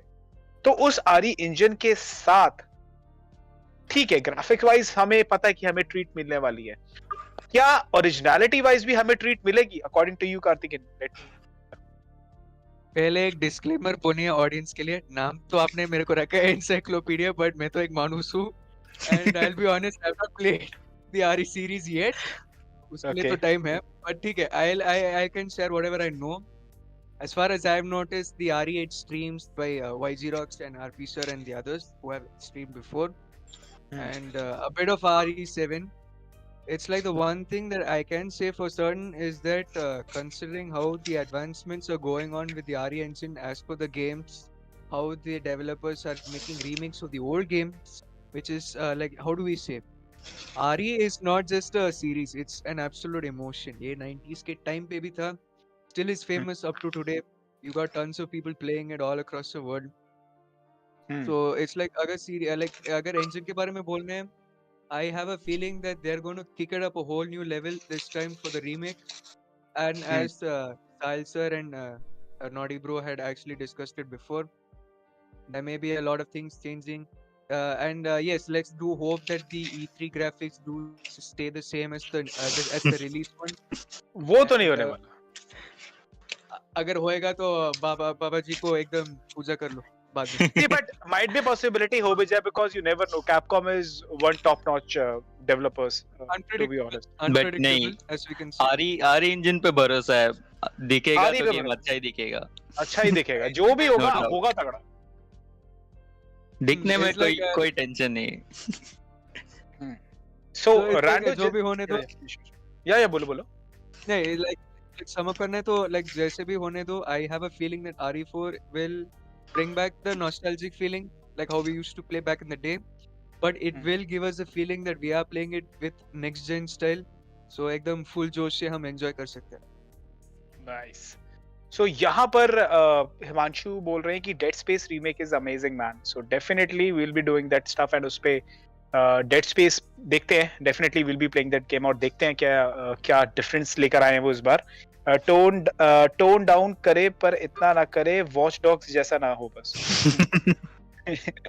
वॉच डॉग्स का बॉस. नहीं वो टोन डाउन की बात कर रहे थे ना ग्राफिक्स की, तो इतना ना हो कि वॉच डॉग्स जैसा हो जाए. मैं कह रहा था डेड स्पेस रीमेक सही में अमेजिंग है. मेरे फ्रेंड ने खेला, मेरा फ्रेंड खेल रहा था, तो वो बता रहा था कि पिछली गेम से बहुत ज्यादा स्केरी बनाया इन्होंने, इतना अच्छा अपडेट किया है इस बार. गेम वही है बट लाइटिंग वगैरह ऐसी करी है कि लिटरली तुमको डर लगेगा खेलते हुए. अगर ये बात उन्होंने बोल दी ना कि गेम वही है, बस वही चाहिए, यही चाहिए गाइस. विद दिस ये मुझे रैंडो से पॉइंट मिल गया, रैंडो से पूछने के लिए.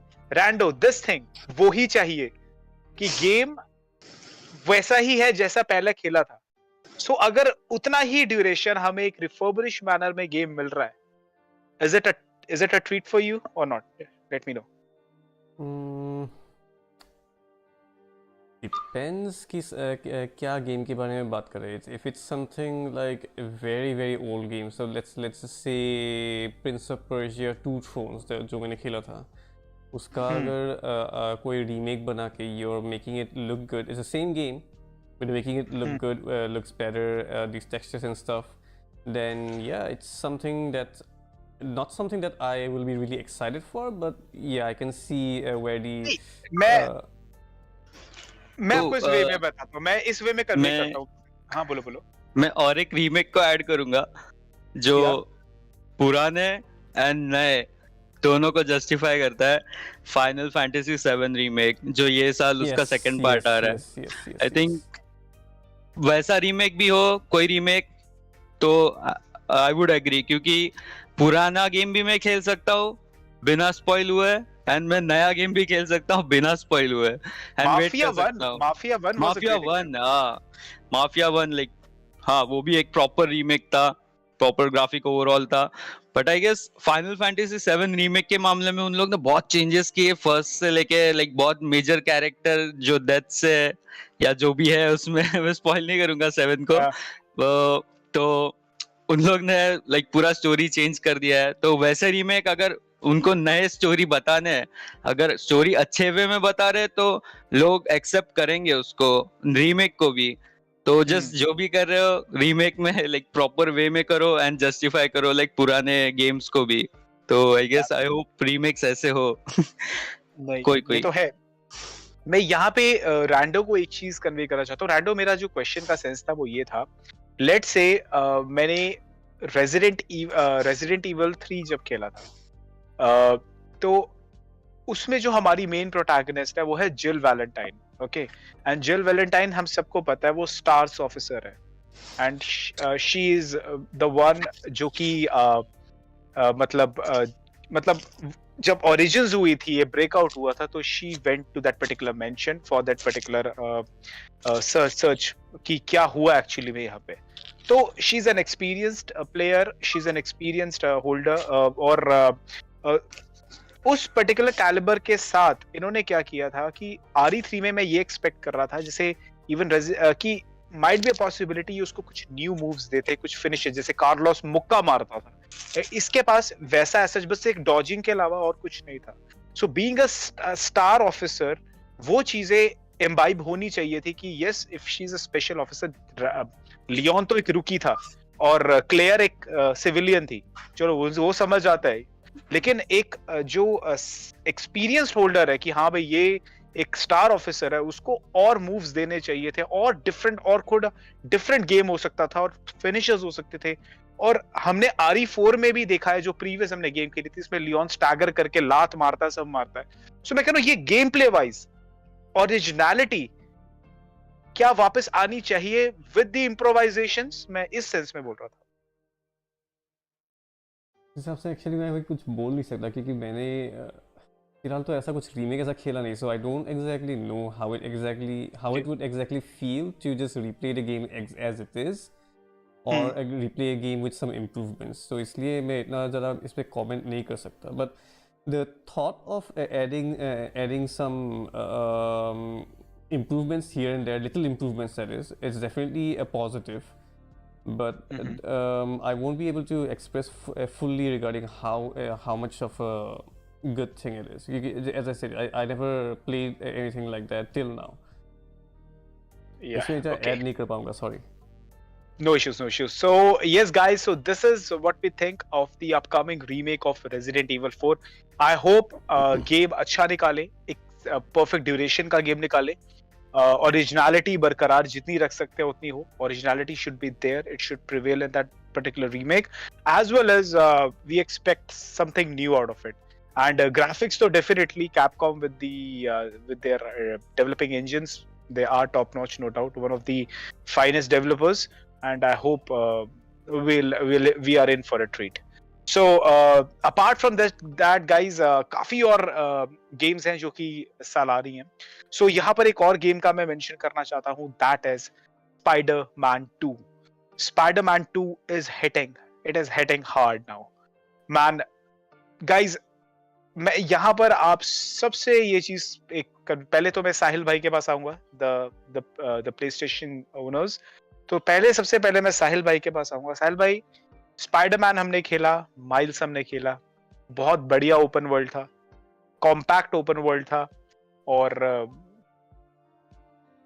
एंड ऑल, और उसके बाद स्टोरी लाइन तो ऑब्वियसली मजा ही आता है, सारे प्रीवियस कैरेक्टर्स थे। तो यहाँ पर अब पंगा लेने आ रहा है वेनम, और माइल्स को स्पाइडी की नीड है। सो आपका क्या सेंस है इस मामले में कि ये गेम कितना अलग हो सकता है प्रीवियस से? लाइक माइल्स में एक मजा आया था जब उन्होंने एक इलेक्ट्रिक वो पंच इंक्लूड कर दिया था, तो उसने पूरी गेम बदल दी थी। इस गेम में आप क्या एक्सपेक्ट करते हो? क्या ये कोऑप हो सकता है, या फिर एक डिफरेंट लेवल पे ये गेम लॉन्च होने वाला है अकॉर्डिंग टू यू?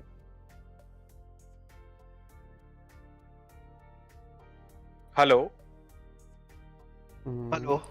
सॉरी, हाँ, मैं कह रहा था कि ज्यादातर चांस तो यही है that it could be a co-op, क्योंकि हमारे पास 2 स्पाइडरमैन हैं। डेफिनेटली ये भी हो सकता है कि हमारे पास चॉइसेस हो, दोनों के स्किल में कुछ ना कुछ फर्क होंगे। लाइक अगर गॉथम नाइट्स को देखें, हमारे पास 4 कैरेक्टर्स थे, चारों का एक अलग अलग स्पेशलिटी था। कोई स्टेल्थ में बढ़िया था, कोई सीधा एग्रेशन में बढ़िया था, कोई टेक्निकली बढ़िया था, एंड एक बस एक्रोबैटिक में बढ़िया था, जिसका कोई काम नहीं था। नाइटविंग, नो हार्ड फीलिंग्स, बहुत घटिया कैरेक्टर था उस गेम में वो। बट ऐसा चांस हो सकता है, like if someone wants to use Miles Morales skills, like वो इलेक्ट्रिक पंच एंड स्टेल्थ जो था उसका, जो गायब ही हो जाता था, तो those thing I think they could make, मतलब उनको ऐसा गेम सेम वही कॉन्सेप्ट हो सकता है कि if you want to play stealthy तो आई थिंक माइल्स मोराल्स से खेलो, and if you want to play as an aggressive Spider-Man then Peter Parker से खेलो। ये पॉसिबिलिटी हो सकती है। सेकंड पॉसिबिलिटी ये हो सकती है कि दोनों के गेम प्ले में ज्यादा फर्क ना हो, you can switch whenever you want, ऐसा भी हो सकता है। एंड कुछ स्पेशल कॉम्बोज हो सकती हैं बीच बीच में, जैसे टैग टीम वगैरह कुछ मार दें बीच में, वो भी वैसे तो इंट्रोड्यूस करेंगे। 2 स्पाइडरमैन है तो डेफिनेटली टैग टीम होगा। तो ज्यादा नया मैकेनिक मेरे को नहीं लगता इसमें कुछ होगा, 1-2 फीचर्स ही नए होंगे, क्योंकि अगर पुरानी स्पाइडरमैन 1 देखें और माइल्स मोराल्स भी देखें, इतना फर्क नहीं था दोनों के अंदर। बस आई थिंक इसमें टैग टीम का ही फर्क हो सकता है, एंड थोड़ा बहुत नया कुछ ला सकते हैं तो आई थिंक ये वो ला सकते हैं कि वेनम जब आता है वो पहले स्पाइडरमैन से अटैच होता है, तभी उसमें स्पाइडरमैन की कुछ पावर आती हैं। तो आई थिंक इसके अंदर एक नया ऐसा सीक्वेंस आएगा जिसमें वेनम वाला स्पाइडरमैन भी होंगे, I mean black Spider-Man, there could be that chance too. तो वो सीक्वेंस वाला एंजॉयमेंट हो सकता है, क्योंकि हो सकता है कि पीटर पार्कर थोड़ा नेगेटिव साइड जाने लगे और माइल्स मोराल्स उसकी हेल्प करे एंड देन वेनम बने। So according वो to you, वो भी might be मे a भी होता है। possibility Spider-Man 3 का कुछ पार्ट हम विटनेस कर सकते हैं इसमें। हाँ हाँ, मुझे ऐसा भी लगता है। And I don't think game play wise, mechanic wise इसमें ज्यादा कुछ नया होगा पुरानी गेम से, क्योंकि इनको भी पता है सबको बस शहर में ना वेब स्विंगिंग करके झूलने में ही मजा आता है। ये तो है, ये तो फैक्ट है। इसका ये तो ट्रेवर्सल कभी बोर नहीं करता, कितना भी दूर हो, सबको वेब स्विंगिंग में मजा आता है। ये तो है। और अगर ऐसा हो रहा है तो फिर तो हम बहुत कुछ विटनेस कर सकते हैं। हम सैंडमैन भी विटनेस कर सकते हैं, बहुत चीजें विटनेस कर सकते हैं इस गेम में। हाँ, विलन्स तो ऑब्वियसली साइड मिशंस तो ये हमेशा एक्स्ट्रा विलन्स डालते हैं, प्लस मेन स्टोरी में 3-4 विलन भी डालते हैं, तो ये तो डेफिनेटली एक केस तो होगा। वेनम के अलावा 3-4 विलन्स तो और होंगे ही। एंड मुझे जो लगता है डॉक्टर ऑक्टेवियस तो होगा ही होगा। हाँ, वो तो होना चाहिए, he is the key villain. तो देखते हैं कैसे बनता है ये scenario. So coming back with this particular thing, coming back to Noddy. Noddy, आपको क्या लगता है, क्योंकि अभी एज सच कोई र्यूमर नहीं आया है या कोई ऐसी बात नहीं आई है कि ये कोऑप हो सकता है, जो कि मैं जैसे कि अभी साहिल भाई ने भी बताया कि कोऑप होना चाहिए, या हम कुछ चीजें हम इसमें सिलेक्ट कर सकते हैं, या फिर ये एक उस तरीके का रह जाएगा कि we can play with Spidey और माइल्स एक हेल्पिंग हैंड है, या we are playing as Miles और स्पाइडी एक हेल्पिंग हैंड है, जो कि हमने गॉड ऑफ वॉर में भी विटनेस किया है विद एट्रिस एंड क्रेटोस। तो क्या बोलते हो आप इस बारे में? आई गेस कोऑप नहीं होना चाहिए, क्योंकि लाइक इतना बेटर नहीं है सोनी के गेम्स के साथ कोऑप। तो हाँ, कि जैसे उन लोग ने रैग्नारॉक में किया वैसा करे तो भी चलेगा, कि एक पार्ट स्पाइडी को दे दिया, एक पार्ट माइल्स मोरेलिस को दे दिया, लाइक सेक्शंस में, एंड गेम प्ले मैच हो माइल्स मोरेलिस और स्पाइडरमैन का, जस्ट वही होगा। आई गेस उतना वही होगा और कुछ नहीं हो सकता ज्यादा, थोड़ा लाइक एबिलिटीज ऐड कर दी है। क्योंकि अगर आप स्प्लिट स्क्रीन भी करोगे ना, अगर ऑब्वियसली बात, अगर ऐसा हो गया तो स्प्लिट स्क्रीन होगी, जैसे कि हमने इट टेक्स टू में देखा था, या कुछ अगर कर रहे तो वैसा कुछ करो। कर रहे तो लाइक वैसा कुछ करो कि लाइक कोऑप अच्छे से कर पाए। मेरा ही बोला, अगर नेट के जैसा नहीं, अगर स्प्लिट स्क्रीन होगा तो might be a possibility game play की जो विजन है वो हैम्पर हो सकती है। बिकॉज जैसे अगर आप स्पाइडरमैन खेल रहे हो, आपके सामने एक ओपन वर्ल्ड पूरे स्क्रीन में खुलेगा, वो ज्यादा इंपैक्ट करेगा rather than a split screen. उसमें कहीं ना कहीं कंफ्यूजन आ सकता है। अब इट टेक्स टू क्या था, वो फिर भी एक डिफरेंट काइंड ऑफ गेम थी। Spiderman is like total action packed game, तो उसमें क्या होगा कि बंदा कंफ्यूज हो सकता है विजन्स के मामले में कभी, क्योंकि कभी हमारे साथ इट टेक्स टू और अ वे आउट खेलते हुए भी ये हो जाता था कि हम कभी कभी अपने प्लेयर को देखने के बाद साथ वाले के प्लेयर को देख के हम, तो ये चीज कहीं ना कहीं हैपर कर सकती है प्ले को, अगर ऐसा हुआ। नहीं, मैं कोऑप ऐसे की बात नहीं कर रहा हूँ, लाइक कोऑप मतलब मैं लाइक जो आरपीजी टाइप जो बनाते हैं वो लोग, उसकी बात कर रहा हूँ कि वो सब पे ज्यादा फोकस ना हो, जैसे पहले के स्पाइडरमैन से वही हो, बट अगर कर रहे हो तो लाइक नॉर्मल कोऑप इनवाइट करो एंड लाइक प्रॉपर लाइक एक दूसरे के साथ खेलो, बस और कुछ नहीं। लिमिटेशंस एग्जैक्टली, तो स्प्लिट ना होना मतलब ये है कि एक मिस्टर एक्स अपनी स्क्रीन देख रहा है, ये हो जाए। सो यस, और काफी एक्सपेक्टेशंस हैं। अब जैसे साहिल भाई ने इसमें नॉडी बोला है कि we can expect Spider-Man 3 throwback in this, तो आप उसके बारे में क्या ये game as a story wise it will be a big game, मतलब ड्यूरेशन इसका बड़ा हो सकता है, बिकॉज वेनम में बहुत सी चीजें हैं जो लोर आ सकती है। क्या बोलते हो आप? Hello Noddy? तो अच्छा मुझे बोल रहे हो? सॉरी, डेथस्ट्रोक का ही बोल रहे हो? ओके, अच्छा, हाँ, लाइक मुझे जो डेथस्ट्रोक ने बोला वो कॉन्सेप्ट अच्छा लगा कि स्पाइडी जो है अपना, जो सॉरी स्पाइडी बोल रहा हूँ, पीटर पार्कर वाला जो स्पाइडरमैन है, उसके ऊपर लाइक आ जाए, लाइक वेनम जो है उसको कंट्रोल करे, एंड माइल्स मोरालिस को स्ट्रगल हो कि अभी उससे लाइक सिटी उससे लाइक ये करना है, बचाना, अपने मेंटोर से बचाना है सिटी। वो कॉन्सेप्ट बहुत अच्छा लगा मुझे, अभी जैसे डेथस्ट्रोक ने बताया वो वैसा कुछ हो, क्योंकि वो लाइक कॉन्फ्लिक्ट देखने में मजा आएगा, लाइक मेंटोर और लाइक स्टूडेंट का। तो आई होप अभी लाइक नया आइडिया अच्छा मिला है, देखते हैं कैसा हो, देखते हैं अभी स्टोरी उसका कैसा है। चलो, तो लेट्स सी स्टोरी कैसा है। And Kaarthekeyan, your expectations? Yes, I know you regularly wants this particular stuff. So yes, Kaarthekeyan, it's all yours. First of all, a clear apology for the disappearance in between. वो एक phone call No आया issues. था. No issues. The next thing, Sahil sir's point was really interesting because that's how I feel it could go. अभी मेरा क्या इसलिए एक thought process है कि if we rewind back to the first Spider-Man game, we actually did a few missions for Harry Osborn, the lab missions, if I'm not Yeah. wrong. But Yeah. we only got to know instances of him, and then in the time of Miles Morales ending, we saw Harry sealed up inside this green-colored container, green fluid-filled Yeah. container with a black symbiote stuck in his body, and that was when we got to know that Venom is coming. अभी मेरे Yeah. को ऐसा लग रहा है क्या है कि as per the Spider-Man stories that we've seen in the comics, the movies, anything, whatever it may be, we know Eddie Brock is Venom. Eddie Brock was a journalist in the Daily Bugle, Peter's competitor, जो हमने movie पे भी दिखाया था. Eddie Brock was Exactly. actually Venom in Spider-Man 3. He was even Venom in the Tom Hardy's Venom series. तो मेरे को ऐसा लग रहा है कि Miles Morales time पे Peter was with Mary Jane in Simcaria for the Daily Bugle thing exclusive. जो उधर तो शायद न्यूयॉर्क पे रिटर्न करने के बाद we could work in Daily Bugle, but we could also see Eddie Brock in appearance. उसके साथ एकदम एक competition पे आके we could see an appearance of those two battling it out. And Harry was actually in that green colored container because उसके लिए एक कुछ तो एक disease आया था. So and अगर हम इस पे angle पे भी देखते हैं ना, we know Harry Osborn as Green Goblin या Goblin Junior किसी भी लेते हैं. The green fluid actually is that performance enhancer जो part 1, part 2 में बीच में आया था, part 3 में भी आया था. And the black symbiote जो है ना, अगर if we see its attributes, we can even easily point it out. Number 1, वो तो एक venom की powers देती है. He can mimic Spider-Man in any way. उसकी rejuvenation में भी ये काम होती है. मतलब उसके अगर एक चोट भी लगते हैं, वो एक rejuvenation पे help होते हैं. And what else? अगर टॉम हार्डी के मूवी पे भी देखते हैं ना, वो बाइक सीन के बाद वो गिरता है ना, उसका हाथ पैर फ्रैक्चर होता है, एंड व्हेन वेनम अपीयर्स वो his hands and legs just get fixed.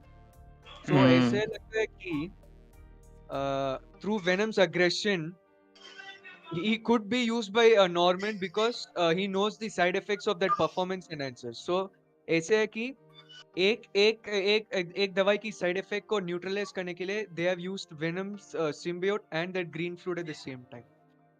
So ऐसे भी लगता है कि Eddie could become Venom when he infiltrates in Norman's mansion, finds out about Harry Osborn, and बाद में जो सिम्बियोट उस पे ऊपर बॉडी के ऊपर शरीर के इसका अटैच करके वो वेनम बन जाती है. Harry could become Green Goblin in this game. We could even see Doctor Octopus returning as Sahil sir mentioned. ऐसे like how do we say एकदम उस फ्लो पे जाएगा ऐसे लग रहा है. It's gonna be a big game. It's gonna be a big game. To be honest. लेकिन what I feel like this is the game where we have Miles as well. So I think they'll go for a newer concept rather than the throwbacks. क्योंकि अगर throwbacks भी अगर करने लग गए करेंगे इसमें, तो फिर जो मेन माइल्स का पार्ट है वो कितना शो होगा वो देखने वाली बात है. Because might be a possibility ये हो सकता है कि माइल्स के बाद अब एक तरह से हॉन्टिंग्स के साथ वेनम और ये सब वापस आ गए, they are attacking and Spidey needs Miles in this particular mission. ये मुझे कॉन्सेप्ट ज्यादा लग रहा है प्रिवेलिंग रहेगा रादर देन कि थोड़ा थ्रोबैक मिले या कुछ ऐसा मिले. तो बहुत सी चीजें हैं जो कि बन सकती हैं. So it's going to be one hell of a thing. Sorry. So this is what Spider-Man 2 is all about from our side till now. बाकी तो जब गेम खेलेंगे तभी पता चल पाएगा, तभी हम बता पाएंगे क्या चीजें हुई हैं. Definitely will be going for the podcast. यहाँ पर मैं अब कुछ गेम्स हैं जो कि because Rando is a PC player, इसलिए मैं रैंडो और रैंडो से कुछ गेम्स हैं जिसके बारे में बात करूंगा. रैंडो, please enlighten us about your expectations with the Hades 2 if you have played the Hades 1. Have you played the Hades 1? No, not a roguelike player. Roguelike is not my cup of tea. I tried one game. Oh, okay. It's not really something that I'm excited for. So, yeah, Hades, then Kaarthekeyan and Noddy and Sahil bhai, who किसने आपने खेला हुआ Hades? Kaarthekeyan ने तो खेला हुआ है, I guess. Yeah, I मैंने भी नहीं actually खेला. Okay, मैंने okay. तो And use किया Noddy, actually. you? नहीं, जॉनरा खेला है बट हेडीज Yes. नहीं. Then Kaarthekeyan can enlighten us on the Hades 2. Yes. So Hades 1 पे अगर देखेंगे, we all know it as a very famous game of the year. Literally took the whole world by storm. जिस time पे एक दूसरे game को expect कर रहे थे. One of a kind roguelike dungeon crawling RPG game. इस Mhm. game में क्या था? You get to play as Zagreus, Prince of the Underworld and Son of Hades. Yeah. अभी story कैसे जाती है कि it would feel like you're just escaping from hell itself. You're escaping from Hades' house, from Tartarus. Game ऐसे जाती है कि you like go through four parts of the underworld. Like पहले तो Tartarus आती है, then बाद में Asphodel Meadows, बाद में you had Elysium, and then finally the Temple of Styx, and you have to get to the overworld. In 4 stages of the underworld पे bounce like progress करने के लिए ऐसे है कि you get help from the Olympians. Your Olympian relatives tend to help you, right from your uncle Zeus and Poseidon till your cousins like this thing. You have Artemis, Apollo, Ares. You have all the Greek gods helping you, and your own grandmother Demeter. So it's like they come by at certain instances. They grant you boons, like certain perks that strengthen up your attacks, provide you special unique powers, or they could some certain gifts could even change your attack style. Like if you like collect Daedalus, the Greek architect of the gods' hammer, वो जो attacks होती है ना, वो थोड़ा बदल हो सकते हैं या strengthen भी हो सकता है. Okay. And इस पे the boss fights are really intensive as heck, because इस पे ना you are fighting against the underworld gods themselves. The three fates जो God of War Ascension में आया था, you get ji to ji. see them. You get to see their boss fight. You get to see them as bosses. Then the learn Hydra, the bone Hydra that comes in Asphodel. Then you get to fight against the two Greek legends, the king of Athens, Theseus, and the bull of Minos. जो Minotaur Odyssey पे fight Minotaur, करते yeah. थे. Yeah, and finally you get to even have a run over with Cerberus, the Hades' three-headed hellhound. सेरिब्रस से तो अभी साहिल भाई अभी बहुत जूझे हैं ओडेसी में. Yeah, but yeah, you get to fight. बड़ा You get to परेशान किया have a था run उसने. over with Cerberus. इधर क्या है ना, Cerberus is actually your best friend. आप उसको पेट कर सकते हैं, उसके साथ ये फाइट भी कर सकते हैं actually. एक इंस्टेंस पे फाइट भी कर सकते हैं. And yes, don't even forget about Hades himself. Hades की जो boss fight होती है ना, you're fighting with an Olympian god. One of the 3 legendary Olympian gods. You're fighting. You will definitely fight against him. बाद में when you like get to the overworld, that's when you uncover the plot line, like the truth about your birth mother and everything. It's एकदम fantastic. I would like the music is intense, the story is like intense. मैं अभी भी बोल सकता हूँ. It's like God of War had a brainchild with Diablo. God of War 3 and 4 had a brainchild with Diablo. इधर अगर आप game को खेलेंगे ना, you will get literal God of War 4 vibes, God of War Ragnarok के vibes भी मिलेंगे. एकदम मेरे को वो नॉस्टैल्जिया हिट किया. So And speaking of Hades 2. speaking of Hades Hades 2. 2, speaking of Hades 2, this time you get to play as Zagreus' sister, Melino. She is technically the goddess of nightmares and madness. She is Okay. also a chthonic deity, an underworld deity. इस पे क्या plotline है कि Hades, after the events of 1, gets kidnapped by his titanic fathers. The Titan Lord of Time kidnaps Hades, and the story revolves around how Melino tries to save her father. इस पे you get helps from famous deities like Nemesis, जिसकी तलवार 1 में आती है, and other famous chthonic deities as well. Probably even Olympians tend to give an appearance in this. Speaking of the game, we're going to have one heck of a show. शायद ये game of the year भी आ सकते हैं. Let's just hope that the early release will be impressive, and it will take time. It will definitely take time for the final product, but we're in for one hell of a show. That's nice. That's nice. So yes, we are in for a show. Like amazingly, जैसे portray किया अभी कार्तिकेयन ने कि आपको Greek mythology से related बहुत सी entails मिलने वाली है इस पर्टिकुलर गेम में, and Hades is the crux out of everything. जैसे गॉड ऑफ वॉर का एक डिफरेंट सिनेरियो था, लेकिन Hades is like very very very close to the lore and the other stuff. तो yes, definitely we are in for a treat. So यहाँ पर एक और गेम है जो मैं नॉडी और रैंडो को बोलूंगा कि वो इसमें इन्वॉल्व हो सकते हैं इस पर्टिकुलर पॉइंट पे. That is the hollow night silk song. मेरे को रैंडो से और नॉडी से हमेशा ये पता चला है कि Hollow Knight is a great game and I should play that game, and definitely we all should play that game, और definitely वो हम खेलेंगे. So Brando and Noddy, only you two on this particular game, the Hollow Knight Silk Song, how can it be an impactful one for the others?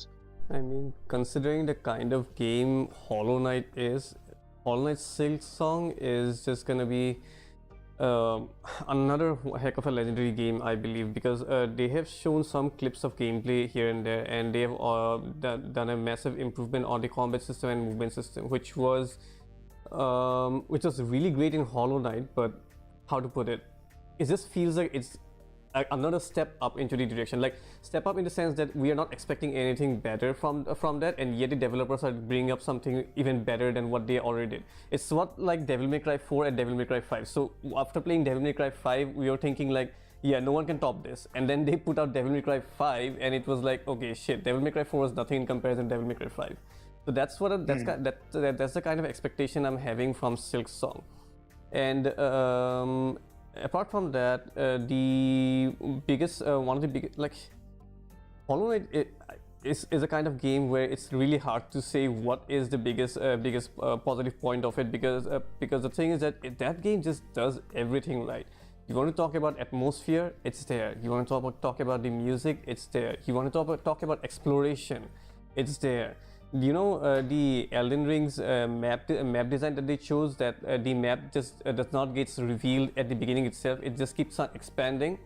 It was kind of surprising, but it was not too surprising for me. It did not take me off guard. Why? Because Hollow Knight already did that, and seeing that in Hollow Knight, I was like, God damn, man, this is something else. And coming to combat system also, like, it's the most simplistic combat system that you can find, one of the most simplistic combat system, and yet you have to engage in it in such a complex way, which is really impressive, just to say the least, because to put a combat system as simple as that and then challenge the player in different ways is just a glimpse of how much creativity that the team behind it has.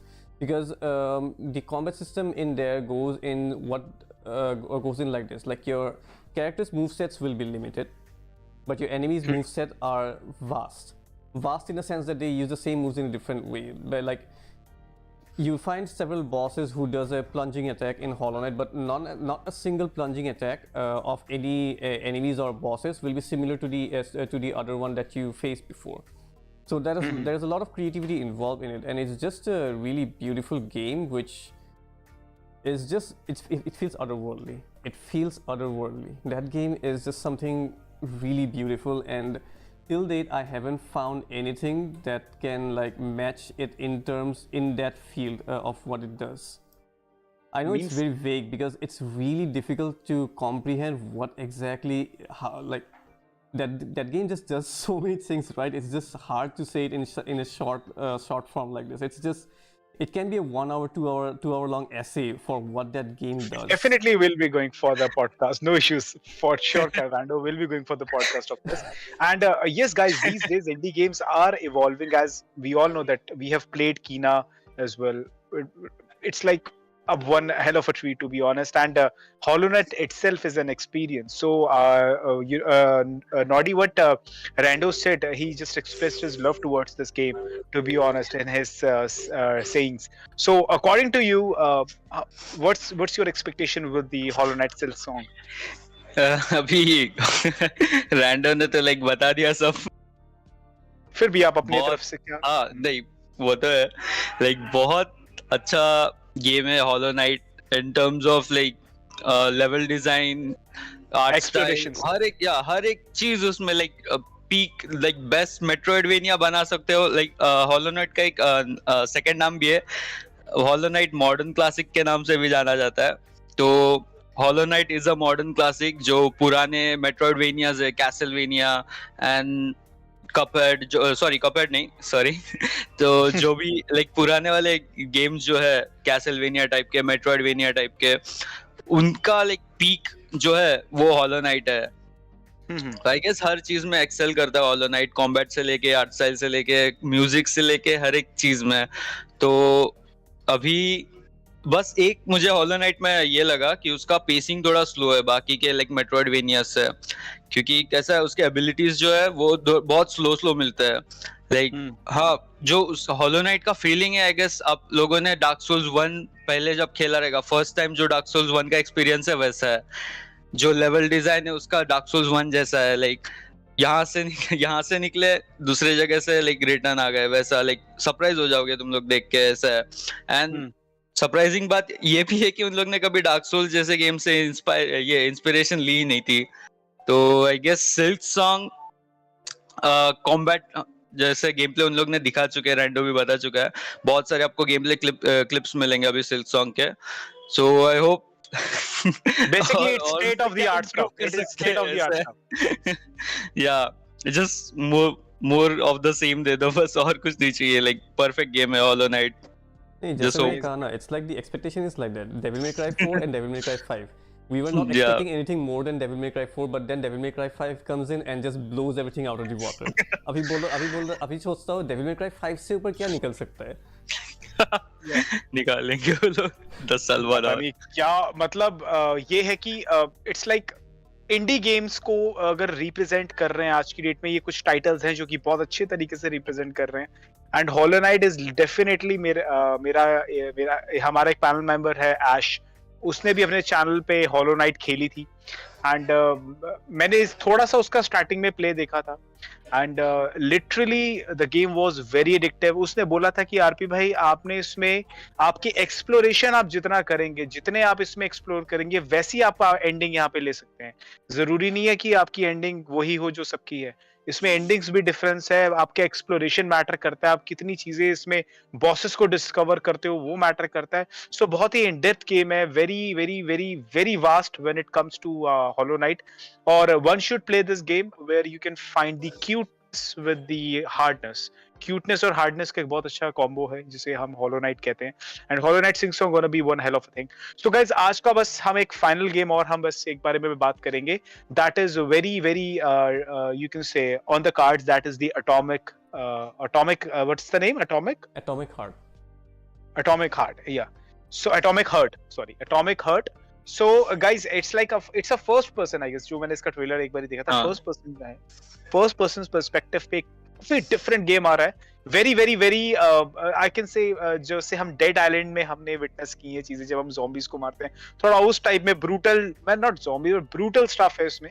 And बहुत ही एक different game लग रहा है, अच्छा game लग रहा है. बहुत टाइम बाद एक ऐसा गेम देखने को मिल रहा है जैसे कि Atomic Heart हमें प्रेजेंट कर रहा है. So guys anyone can get into it who can elaborate this particular title. Okay, मैं स्टार्ट करता हूँ. First and foremost, the gameplay trailer, whatever is shown, I've seen influence of Bioshock in there. Bioshock 1 particularly, and that is actually keeping me interested for this. But पता नहीं कि वो लोग कितना जाएंगे, because Bioshock 1 का एक चीज़ था कि apart from the mechanics, their environment was also really really encapsulating. Atomic Heart though, even though the post apocalyptic or post destruction, however you want to call it, is there, but it's not as same as Bioshock in my opinion. But let's see what they take out from there. And what's actually more interesting to see over there is the weight of every weapon that I'm seeing. Like when they shoot the guns and use their weapons, using their weapons, without even playing it, I can actually see the weight behind everything over there, and which is really piquing my interest, like how it would actually feel to play that game. And also they shown one boss fight which was really interesting. Bioshock did not really have any boss fights like that. Only one was there at the end, which was not that good. But in here, it seems like they will get the boss fights also right, which is something which is an improvement over what they have taken inspiration from. And lastly, just one on the negative side, the thing is that I'm seeing that the enemies are really feel like they are bullet sponges, like damage sponges. I mean, Like they're taking too many shots, too many hits to kill. So I'm not really sure how that will end up or how that will make me feel. But otherwise, I'm actually excited for this game. I'm gonna try it out. And if anyone also like kind of just want to put a plugin over here, not exactly a plugin, just want to pin it in. Anyone who is like kind of skeptical about if they would like this game or not, you can try it on Game Pass day one, and then you can decide your purchase. So that's that. So, what you said that the time to kill in this game is very you can long.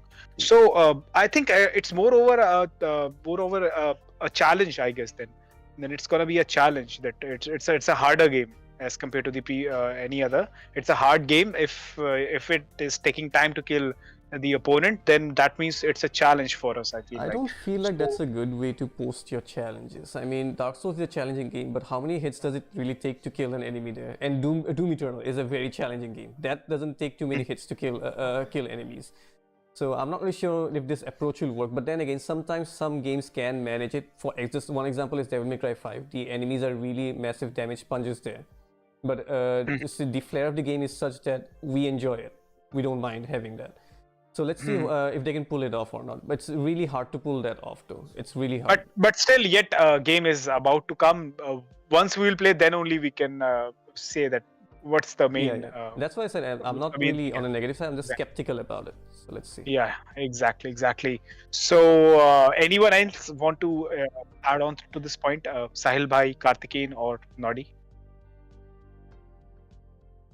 I guess नहीं, like world unique है, but या जब तक आएगा नहीं अभी तब तक पता नहीं थोड़ा चलेगा. मेट्रो एक्सोडस की फील आ रही है या क्योंकि रशियन इसलिए तो लाइक या थोड़ा फेमिलियर है, लाइक ये मेट्रो एंड इसके साथ बायोशॉक के साथ, एंड थोड़ा यूनिक एस्थेटिक है उसका.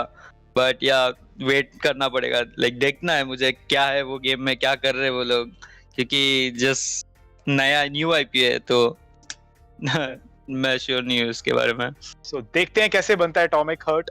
बाय द वे, जाते जाते एक और बस गेम का मैं अपने एंड से एक ऑनररी मेंशन करना चाह रहा हूँ that Telltale is coming back. Telltale is coming back with the wolf among us 2, one of the top notch games. Story driven game है, मजा आ गया था खेल के जो खेली थी last time.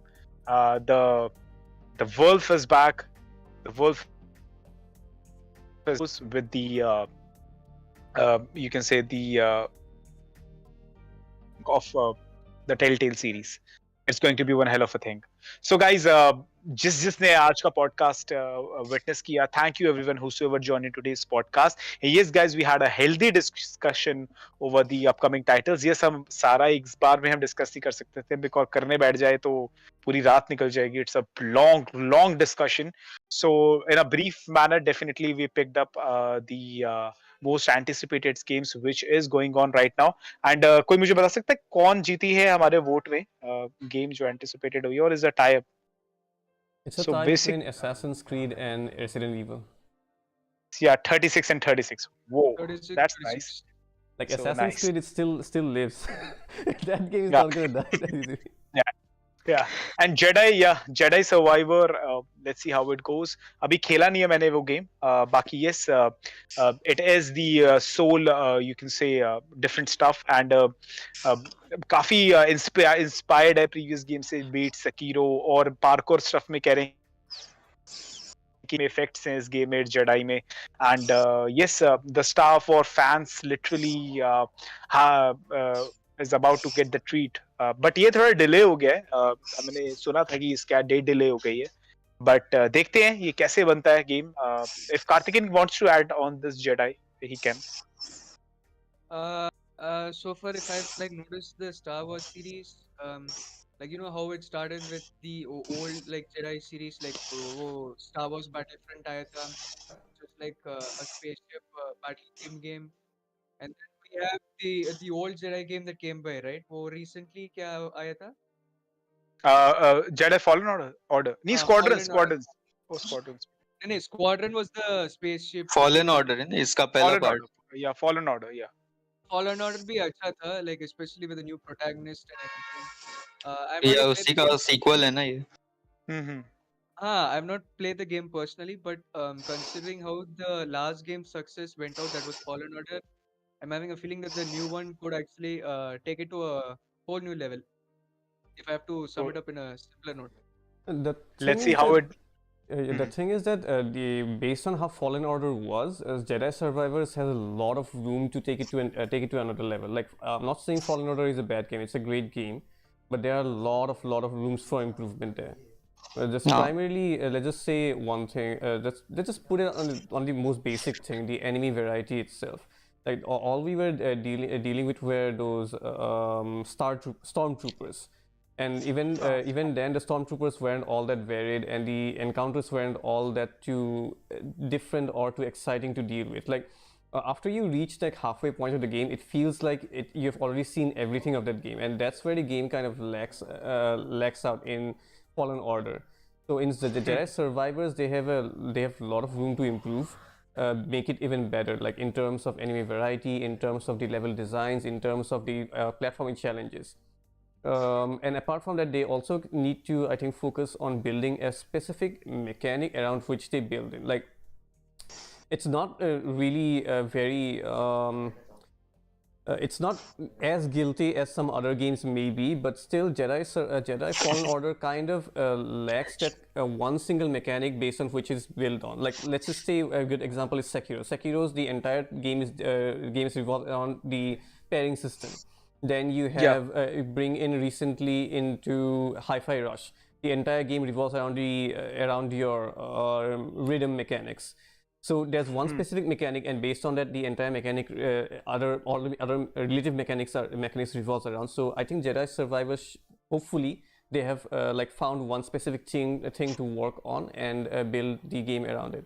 Like the previous, as I was saying, the previous Jedi Fallen Orders was kind of a mismatch, like mix of everything, but not exactly focused in anything. So that was kind of a drawback. So you're trying to say that there has to be some kind of a specialization when it comes to the combat. There needs to be a specialization, not just in combat, in everything. Like in Tomb Raider also, like in Tomb Raider, the combat is okay. Like it's just cover shooter, but then its specialization comes in its tombs and platforming and puzzles, right?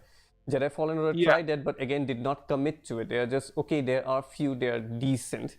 And they're just okay. Combat also, they did that parry thingy, and then they had few moves. Okay, it's decent, it's good, but it's not like committing to it. So that's a kind of thing that the commitment is lacking in. Commitment was lacking in Jedi Fallen Orders. So yeah, so let's see how it goes. Might be I haven't played the Jedi Fallen Order till now. So let's see how it goes. And साहिल भाई देखते हैं आगे अब ये साल हमें क्या क्या और प्रेजेंट करता है. बहुत सी चीजें अभी अनरेवल्ड होने वाली हैं. I need more shadow drops.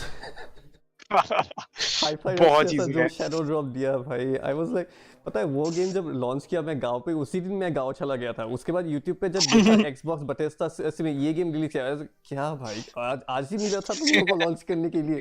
3 दिन गांव पे अटका था मैं, वहाँ पे गुस्सा हो रहा था, मैं वहाँ पे खेलने नहीं मिल रहा मुझे. Oh my goodness. मतलब बाकी तो अभी देखना बहुत से ऐसे मूवमेंट्स आने वाले हैं. गेम्स पता है क्या है, अभी क्या है कि इकट्ठे हम सब कुछ नहीं खेल सकते, इसीलिए हमें थोड़ा वेटिंग गेम भी खेलनी पड़ेगी. अब हम लेगेसी भी ले आए, RE4 भी ले आए, वो पॉसिबल नहीं हो पाएगा. Take one game at a time और आराम से खेलो. पूरा साल है, मजे से खेलो. कोई टेंशन नहीं है. ठीक है. So thank you everyone whosoever joined in today's stream, and thank you Rando for presenting this stream. Thank you Kaarthekeyan, thank you Sahil bhai, thank you Nodi, thank you Rando once again as a panel member as well. Thank you for your intels, and thank you everyone whosoever joined in today's stream. Himanshu, thank you for that particular question. And guys, if you have the other questions, there's a link in the description of our Discord server. Please do join the Discord server. You can post your link in the journal section or ask your question as well in that server. Please do ask with us. Definitely we'll be please do share that particular thing, and definitely we'll be coming up with the answers. And yes, a lot of podcast is there to be done, but yes, with the current situations and schedules, चीजें ऊपर नीचे हो जाती हैं, but we'll try to bring a lot of things to you. तो देखते हैं कैसे बनता है आगे जाके.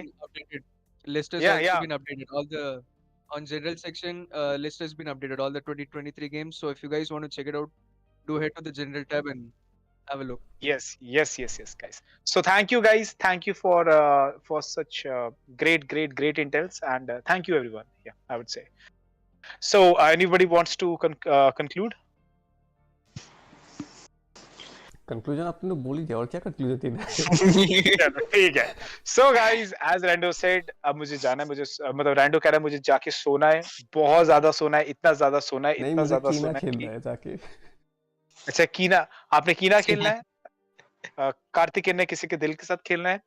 साहिल ने कुछ और डिनर खाना है. सोचा डिनर को खाना है. साहिल भाई ने डिनर कस के सोना है. आपने मैंने सोना है कस के सोना है. और कस के सोना है. और नॉडी ने नॉडी को शिकार पे नॉडी जाना है. नॉडी सोता ही नहीं. नॉडी को शिकार पे ये जाना है. इसने ये नॉडी एक ऐसा इंसान है जिसने अपने परम दशा को प्राप्त हो चुका है. उसने कड़ी तपस्या से अपने आप को इस काबिल बनाया है कि उसको नींद ही नहीं आती है. वो पूरे दिन मलेनिया के साथ लगा रहता है, मतलब खेल उसको अगेंस्ट फाइट करता है, और रात को फिर मारिया के पास चला जाता है ब्लड बॉल. तो मेरे को ऐसा लग रहा है इंसोम्निया गेम्स को नाम है इसलिए इसको देख के लाइक इंसोम्निया. हाँ एग्जैक्टली. और यहाँ पे रैंडो फ्यूरियस होता रहता है इसको देख के कि हाउ दिस इज पॉसिबल. इतना स्टेमिना कहाँ से लाते हैं, इतना टाइम कैसे स्पेंड कर रहे हैं लोग साथ में. ओ भाई. चलो guys, thank you everyone. Valentine's day पे उसका मारिया को नहीं देगी तो वो पीछे से वो मारेगी. अगर मलेनिया को नहीं दे उसको वो भी आके मारेगी. किसको दोगे? अरे किसी के पास नहीं, हम तो मॉन्स्टर मारेंगे. रैंडो हम आजनाथ को मारेंगे. ऋषि will invite Malenia for a date from the screen. बाहर आके उसके साथ ये 14 को एकदम. साहिल भाई ये तो अलग ही लेवल पे डिस्कशन चला गया. चलो बढ़िया है. So thank you everyone whoever joined. Thank you. So bye bye guys. Take care. Have fun. You guys are awesome. You guys just rock. Stay healthy. Stay fit. Bye bye guys. Take care. IGP signing off. Bye.